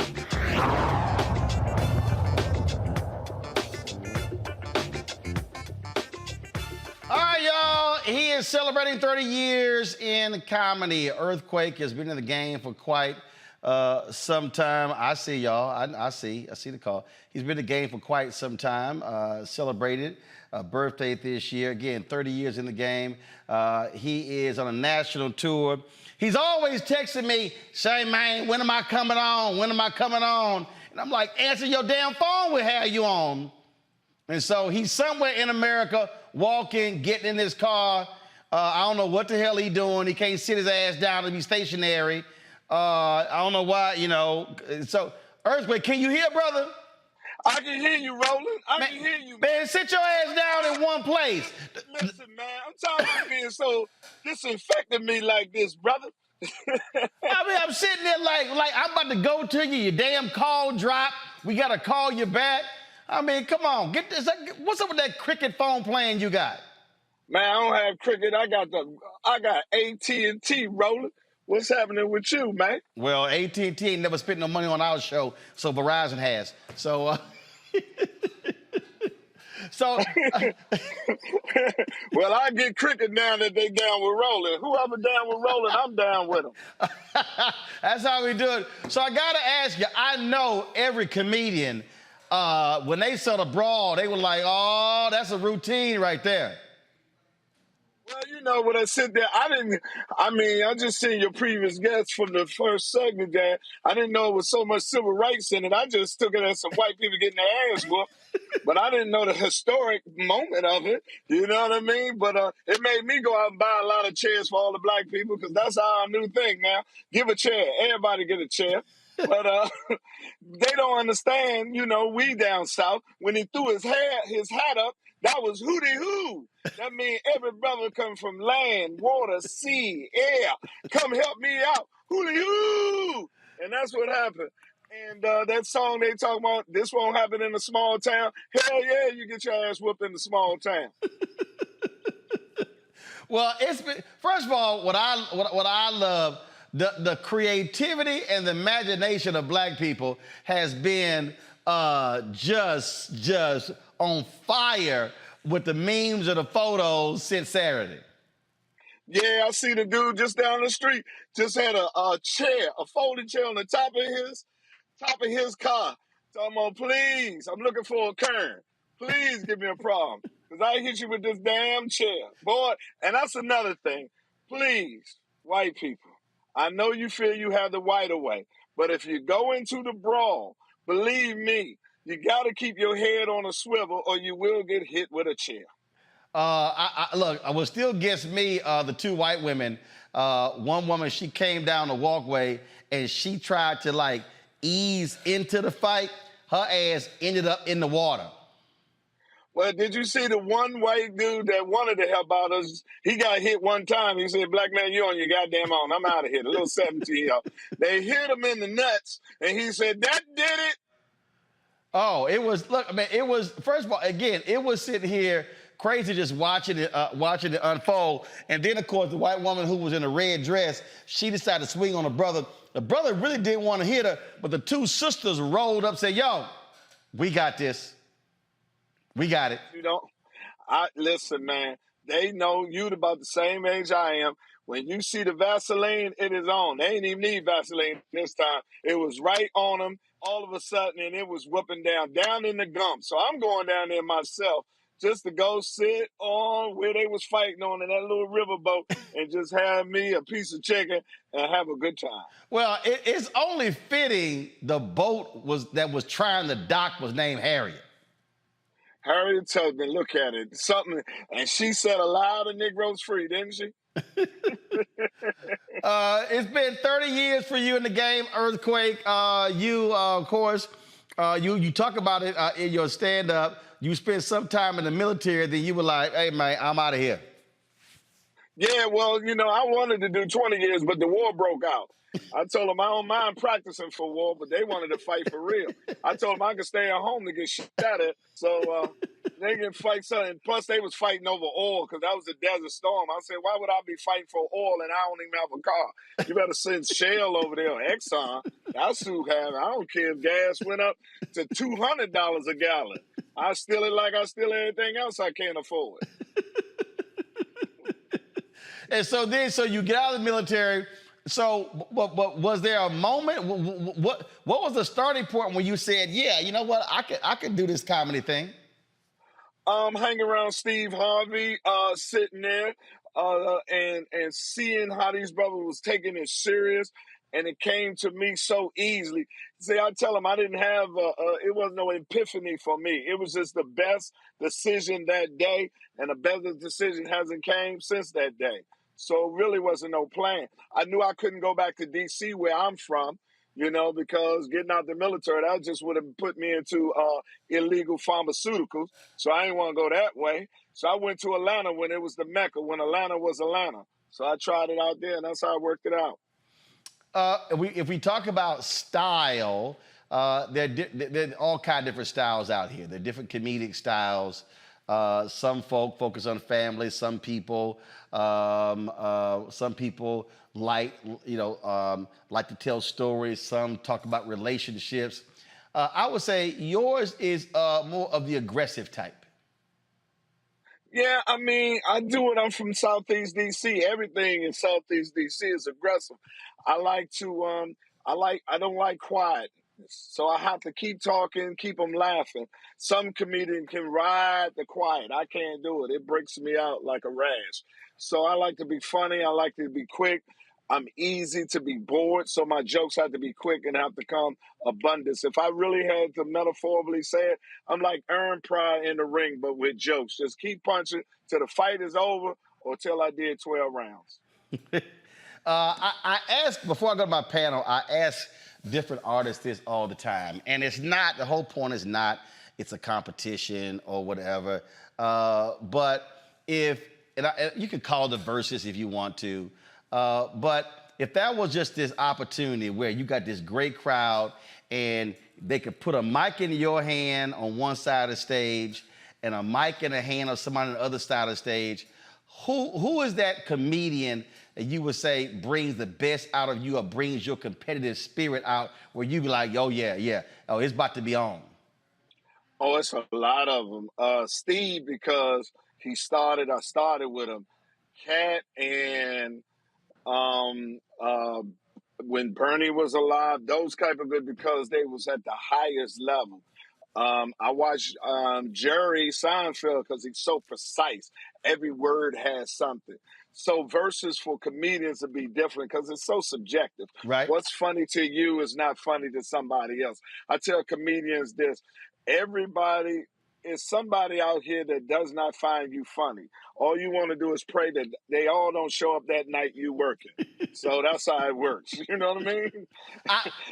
I would think, when I look at comedic styles, I think you and DC Curry would just be ignorant. Yes. DC is one of my best friends and one of the most underrated comedians out. Has zero, he don't care about nothing.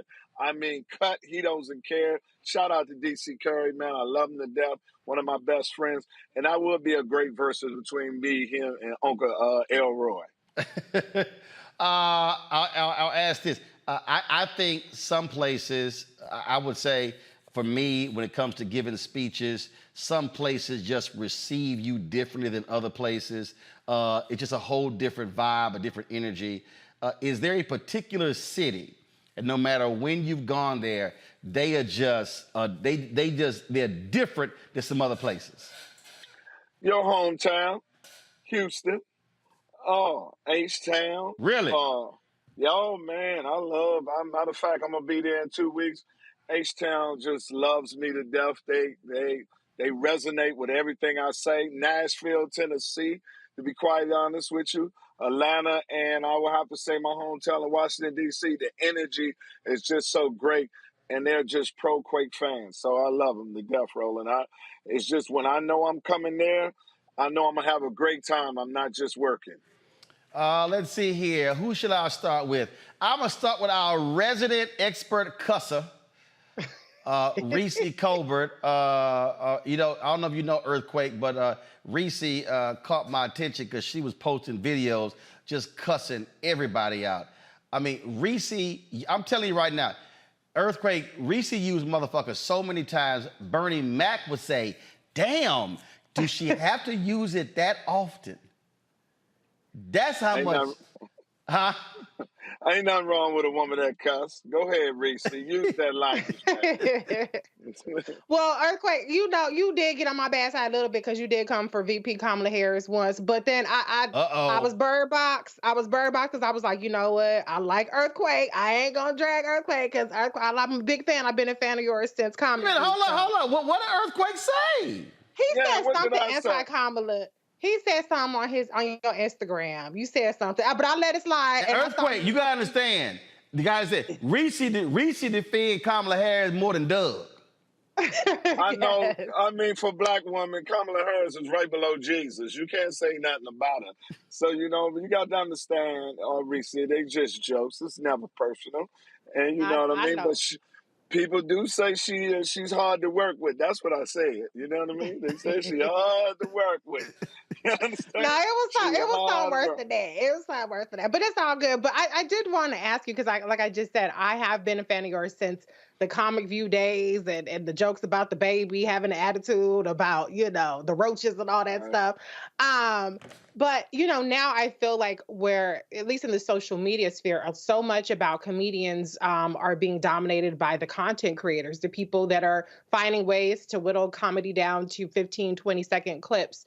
But I don't see your style as that kind of style. So how do you balance, your career and, having the talent to put together a full show with those that are gaining a lot of popularity from these quick clips and, doing this content creation on social media?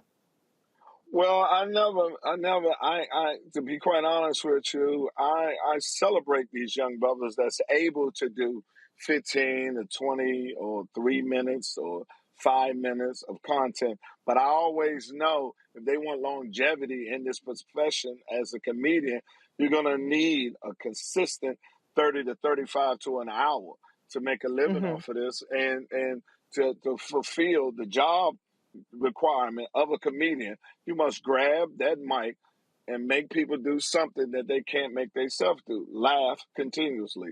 And until they achieve that, I'm always comfortable.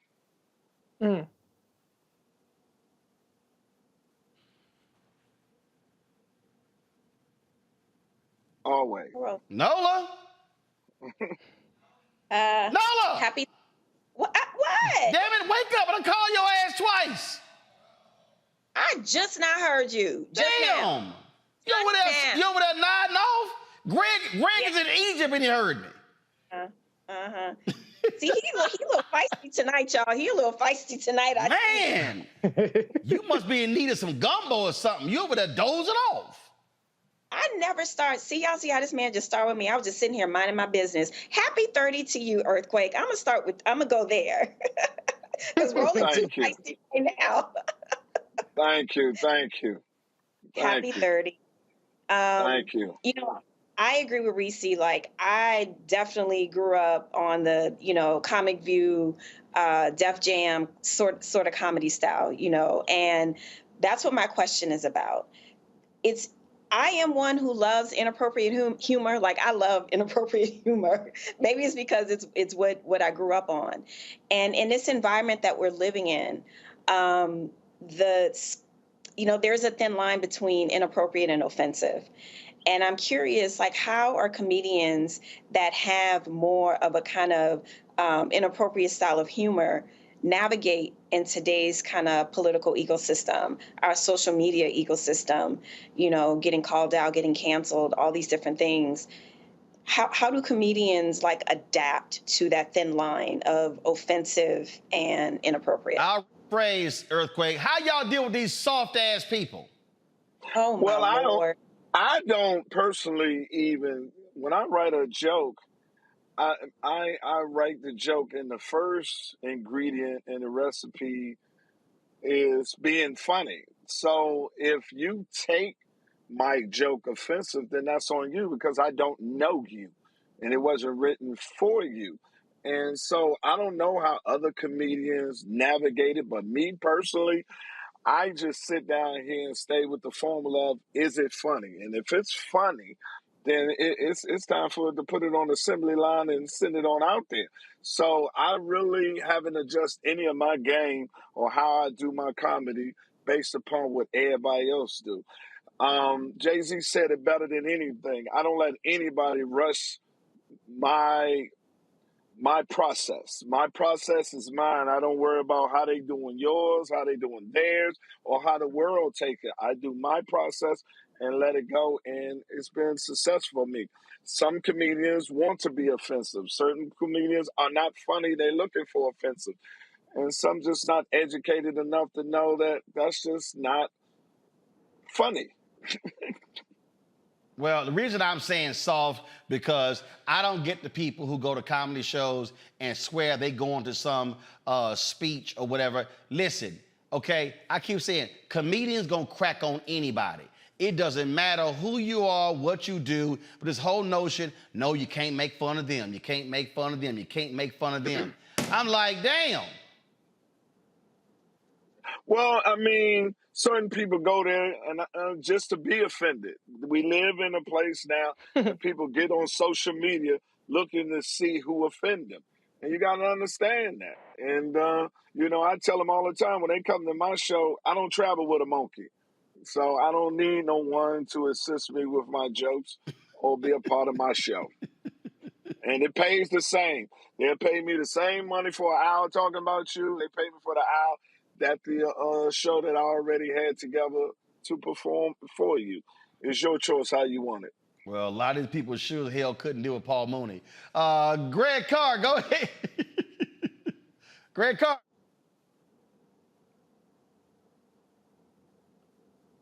You gonna yell at him? You're now? muted. You got the Nola syndrome. Yeah, I sure do. I got caught up. My bad. I'm sitting here laughing. That's what it is. I didn't want to laugh out loud. Thank you, Roland, and thank you, brother Earthquake. Nola, why you got your lip? Nola, why you got your lip all turned up, Nola? She's like, really, you didn't hear what I said. She's like, no, I wasn't gonna yell at him the same way.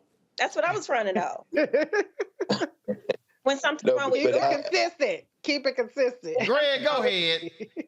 No, all I was gonna say is thank you, brother Earthquake. Your style, you're able to deal with some topics that are important with us, and you have us laugh. In fact, I really enjoyed Legendary, the whole health is wealth byline. We're laughing, but you also address some serious issues, and that's kind of where I want to go with this. By the way, These ain't jokes. I think that is the phrase that allows that point of entry for you to balance this. Could you say something about how important it is to manage your business? I know, man, between Uptown Comedy Corner and everything else, you've always owned. You've always controlled yourself. And so, how important is that, particularly for young comedians and other people that try to be influencers, to try to hold on to as much of yourself as you can? Because when it comes to business, these ain't jokes. You've been able to do it. Well, my mother taught me that. The reason why I had my own comedy club, because they wouldn't allow me to perform at their comedy club. So I called my mother and was crying, and she said, like I told you, when the dude you beat up for not allowing them to ride their bike I told you, you either get your own bike or don't do without a bike. And so get your own club. And she installed that in me to have my own, to be independent. And to be quite honest with you, man, the fear of depending on somebody else for my future and my standard of living is the biggest fear I have always had. So that's the greatest thing about being financially secure, is the independence that comes along with the money. And I did not, to be able to take care of yourself. And I just don't want to be one of those artists that have an unsung episode living with my grandma, brother. You understand? I don't believe there's nobody out here, no matter how much they love you or not, that's going to take care of you better than you're going to take care of yourself. And the only person you really can depend on is yourself. So, the only way you can make sure that you're taken care of, if you become independent and own your own and look out for your own. I saw, I don't know what the hell it was the other day. I was watching some video where you were talking about that people don't realize most of the comedy clubs in the country are owned by white people. All of them except 3. And we're the number 1 selling comedians in the world, black comedians. But as usual, we don't own anything. We're consumers. So we have to, they don't want to hear us in their facilities, honest. I mean, let's be honest with you. If you own a venue and you love hip hop, but people ain't listening to hip hop, but the people who wants to rent out your venue listen to country music, you're going to facilitate to those people. And that's what we're doing. They don't like the type of comedy that we do. They prefer to have their type of comedy in there. But unfortunately, there's no comedians of my Caucasian brothers that selling tickets that we do the way we do, because we don't have any venues of our own. And that's the sad part of it. And so what I say, that's another example of, when you talk about monetizing the culture, we end up being the show, they end up being the business. Exactly. And I owned about 3 comedy clubs. I had the aspiration of doing, solving that problem, because if you look at it, it's a multi-million-dollar business. And most of the greatest comedians ever was black comedians, went on to be superstars. But we turn in billions of numbers. Like in your hometown, that club holds 450 people. You do the math, $50, $60 a ticket times 420 a night times 7 shows. That's a weekend's work. Wow. Well, hopefully more people will be getting the message. That's one of the, I think it was, I forgot who asked the question, maybe Nola Risi. That's why I do like when I see these brothers who are taking advantage of social media. You look at Country Wayne, what he's doing, how people told him, oh, you're not going to be successful, how he parlayed his social media, selling out venues, now doing his own movies. He's not waiting for somebody to say, you now have permission to go forward, young man. Yeah, I mean, he's brilliant. I love Country Wayne. You have so many comedians that's doing their own, selling their product, and we're making strides, but it's slow as usual. Yep. Earthquake, where you at next? This weekend, you can catch me in Chicago. Then the week after that, I'll be in your hometown, Houston, looking for you to do this dance off. Earthquake, I don't know why you keep... And then, then after that, the MGM in my hometown of Washington, D.C., sitting down here September the 1st. I'll be at the MGM with Live Nation. All right. You cannot dance, man. Okay, all right. Here's the whole deal. Your show is at 8 o'clock on September 1st. I'm going to get off my show early on September 1st, and I'm coming to the MGM Grand. You tell the DJ what song to put on, and listen. No, see, let me tell y'all what happened. We were at Sister Circle in New York. It was, again, Sister Circle, and Earthquake was talking all this shit about, that's an Earthquake, come on, dog. He like, yeah, I saw you dancing, you don't want none of this. And so that was about 7, 8, 9 years ago. His ass been running from me like he is Forrest Gump ever since. He keep claiming we're gonna do a dance-off. All right, you pick the day, pick the time, and I'm gonna sit here and just blow your ass out the water. See, them Q-dogs just do that same shit all the time. They do that line dance and think they dancing. You know what I'm saying? I'm going to blow your back out, man. See, here's the mistake you making. You just said the Q-dogs. I'm an alpha. You can't mess. See, right there. See. One of you educated gang members. See, you understand what I'm saying? That's all y'all fraternity. That's a little boys group. Gang members. That's a little boys group. This a grown man group. I'm there. I'm just letting you know. I'm telling you like this. I'm gonna do you like that chick did. I'm gonna take your chicken. You understand what I'm saying? I'm gonna take your chicken and show everybody you got nothing on me. Rolling Washington, D.C. When I get done with you, Henry, you gonna grab one of these when I get done with you. When I get done with you, you gonna grab one of these, Earthquake.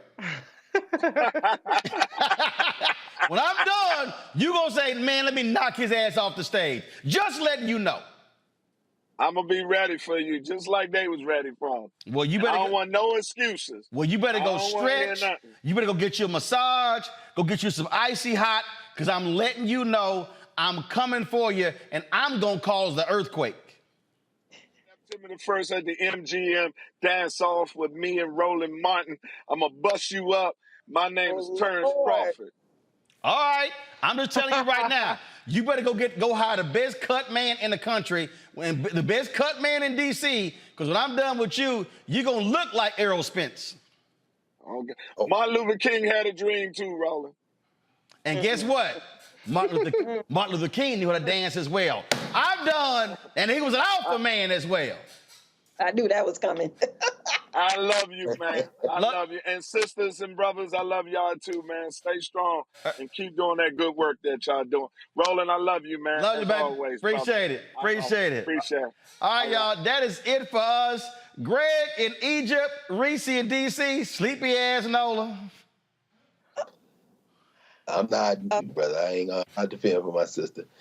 It's 3 a.m. Come on, Roland. You going out petty. What? I'm just, come on. Abuse. No, I haven't been on, I don't know how long, y'all, and this is my welcome. See, I don't do nothing to this man but just sit here. No, I had to call you 3, 4 times. That was your audio. That wasn't me. Oh. Our stuff worked. It was silent, Roland. It was perfect. It was totally silent. Hey, audio guy, was that you? He said, no, it wasn't me. That was the audio guy. He said, that wasn't me. She understand. I'm going to stick beside her. I'm going to stick beside Nola. It was silent. Yeah. She be Y'all sticking up for the gumbo queen. Okay. All right. All right. We got to go. What you say, Nola? What'd you say? Almost November. Let's go. Say what? It's almost November, man. That Thanksgiving pod is already calling me. November? Yes. Thanksgiving. What the hell are you talking about Thanksgiving in November? What? Gumbo. Roland, what is wrong with you today? Well, you ain't really from Louisiana, because, see, we would eat gumbo if it's 105 degrees in July. You only got to eat gumbo in November? I feel like you goat me into making a pot in 105-degree weather, and that's not going to work. That ain't no big deal for us, boo. Real gumbo connoisseurs can eat it June, July, August. We can do it in the heat, in the winter, in the fall. I don't know. We going to check your gumbo card. I'll punch it. Come on. We going to check your card, because if you it's too hot to eat gumbo. I ain't say none of that. That's what you sound like. That's what you sound like. What'd you say, Reese? That sounds like you got a dance off and a gumbo off. That's what I'm taking. Hey, guess what? That ain't no problem. I talk trash just to be able to back it up. Why you got so pumped up an hour ago? What you was sipping on? What's going on?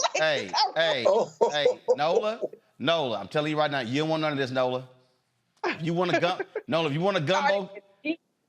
a gumbo cook-off, this is the only thing I'm gonna tell you. You don't remember that little video I made for you on Christmas when you were talking crap about my gumbo? I mean, your gumbo needed some help. Oh, for real? You were in my gumbo pie? I mean, it was like giving me Tamron Hall vibes. Oh, why is Tamron Hall in it? What did Tamron do? Oh, because Tamron made a gumbo. I was like, Tamron, that's rice and gravy. Stop. Oh. Can we come? Can we taste? We can be in the judge. All right, let's see what Nola got. But I guess we gotta wait. I guess we gotta wait till it get cold. Which I don't know, might not be happening with climate change. So we'll see. All right, y'all. Off of climate change. All right, Greg in Egypt, Reese in DC, Nola. She in DC too. Don't forget, y'all, to get y'all shirt. That's right here. Your hashtag team, whip that ass shirt with the chair. And, of course, on the back, it says, bring the funk. Y'all support Roland Martin Unfiltered. Go to blackstarnetwork.com, rolandmartinunfiltered.com to get your shirt. Folks, don't forget supporters of what we do as well. Download the Black Star Network app, Apple phone, Android phone, Apple TV, Android TV, Roku, Amazon Fire TV, Xbox One, Samsung Smart TV. Support us by joining our Bring the Funk fan club. Your dollars make it possible to do what we do. Send your check and money orders to P.O. Box 57196, Washington, D.C. 20037-0196. Cash App, $RM Unfiltered. PayPal, R Martin Unfiltered. Venmo, RM Unfiltered. Zelle, roland@rolandsmartin.com. roland@rolandmartinunfiltered.com. Go to, please. Get my book, White Fear, How the Browning of Americans Making White Folks Lose Their Minds. Available at bookstores nationwide. Download the audio version on Audible. Buy your copy on Amazon, Barnes & Noble, Target, Books A Million. Don't forget, you can watch our 24-hour, 7-day-a-week streaming channel on Amazon News. Just go to Amazon Fire. Also, tell Alexa, play news from the Black Star Network. You can also catch us now on Plex TV as well. So search for Black Star Network or go to under Live TV. Click News and Opinion. Finally, Birmingham, I am in the house tomorrow. Is it tomorrow? Yeah, tomorrow. Damn, I'll leave tomorrow. I got to go pack. Book signing, Harambe Room, 1815 4th Avenue North in Birmingham. Be sure to RSVP so you can get your slot. Because, we're going to sell books out fast. Book signing is 6 to 8. My man, Roy Johnson from AL.com is going to be interviewing me.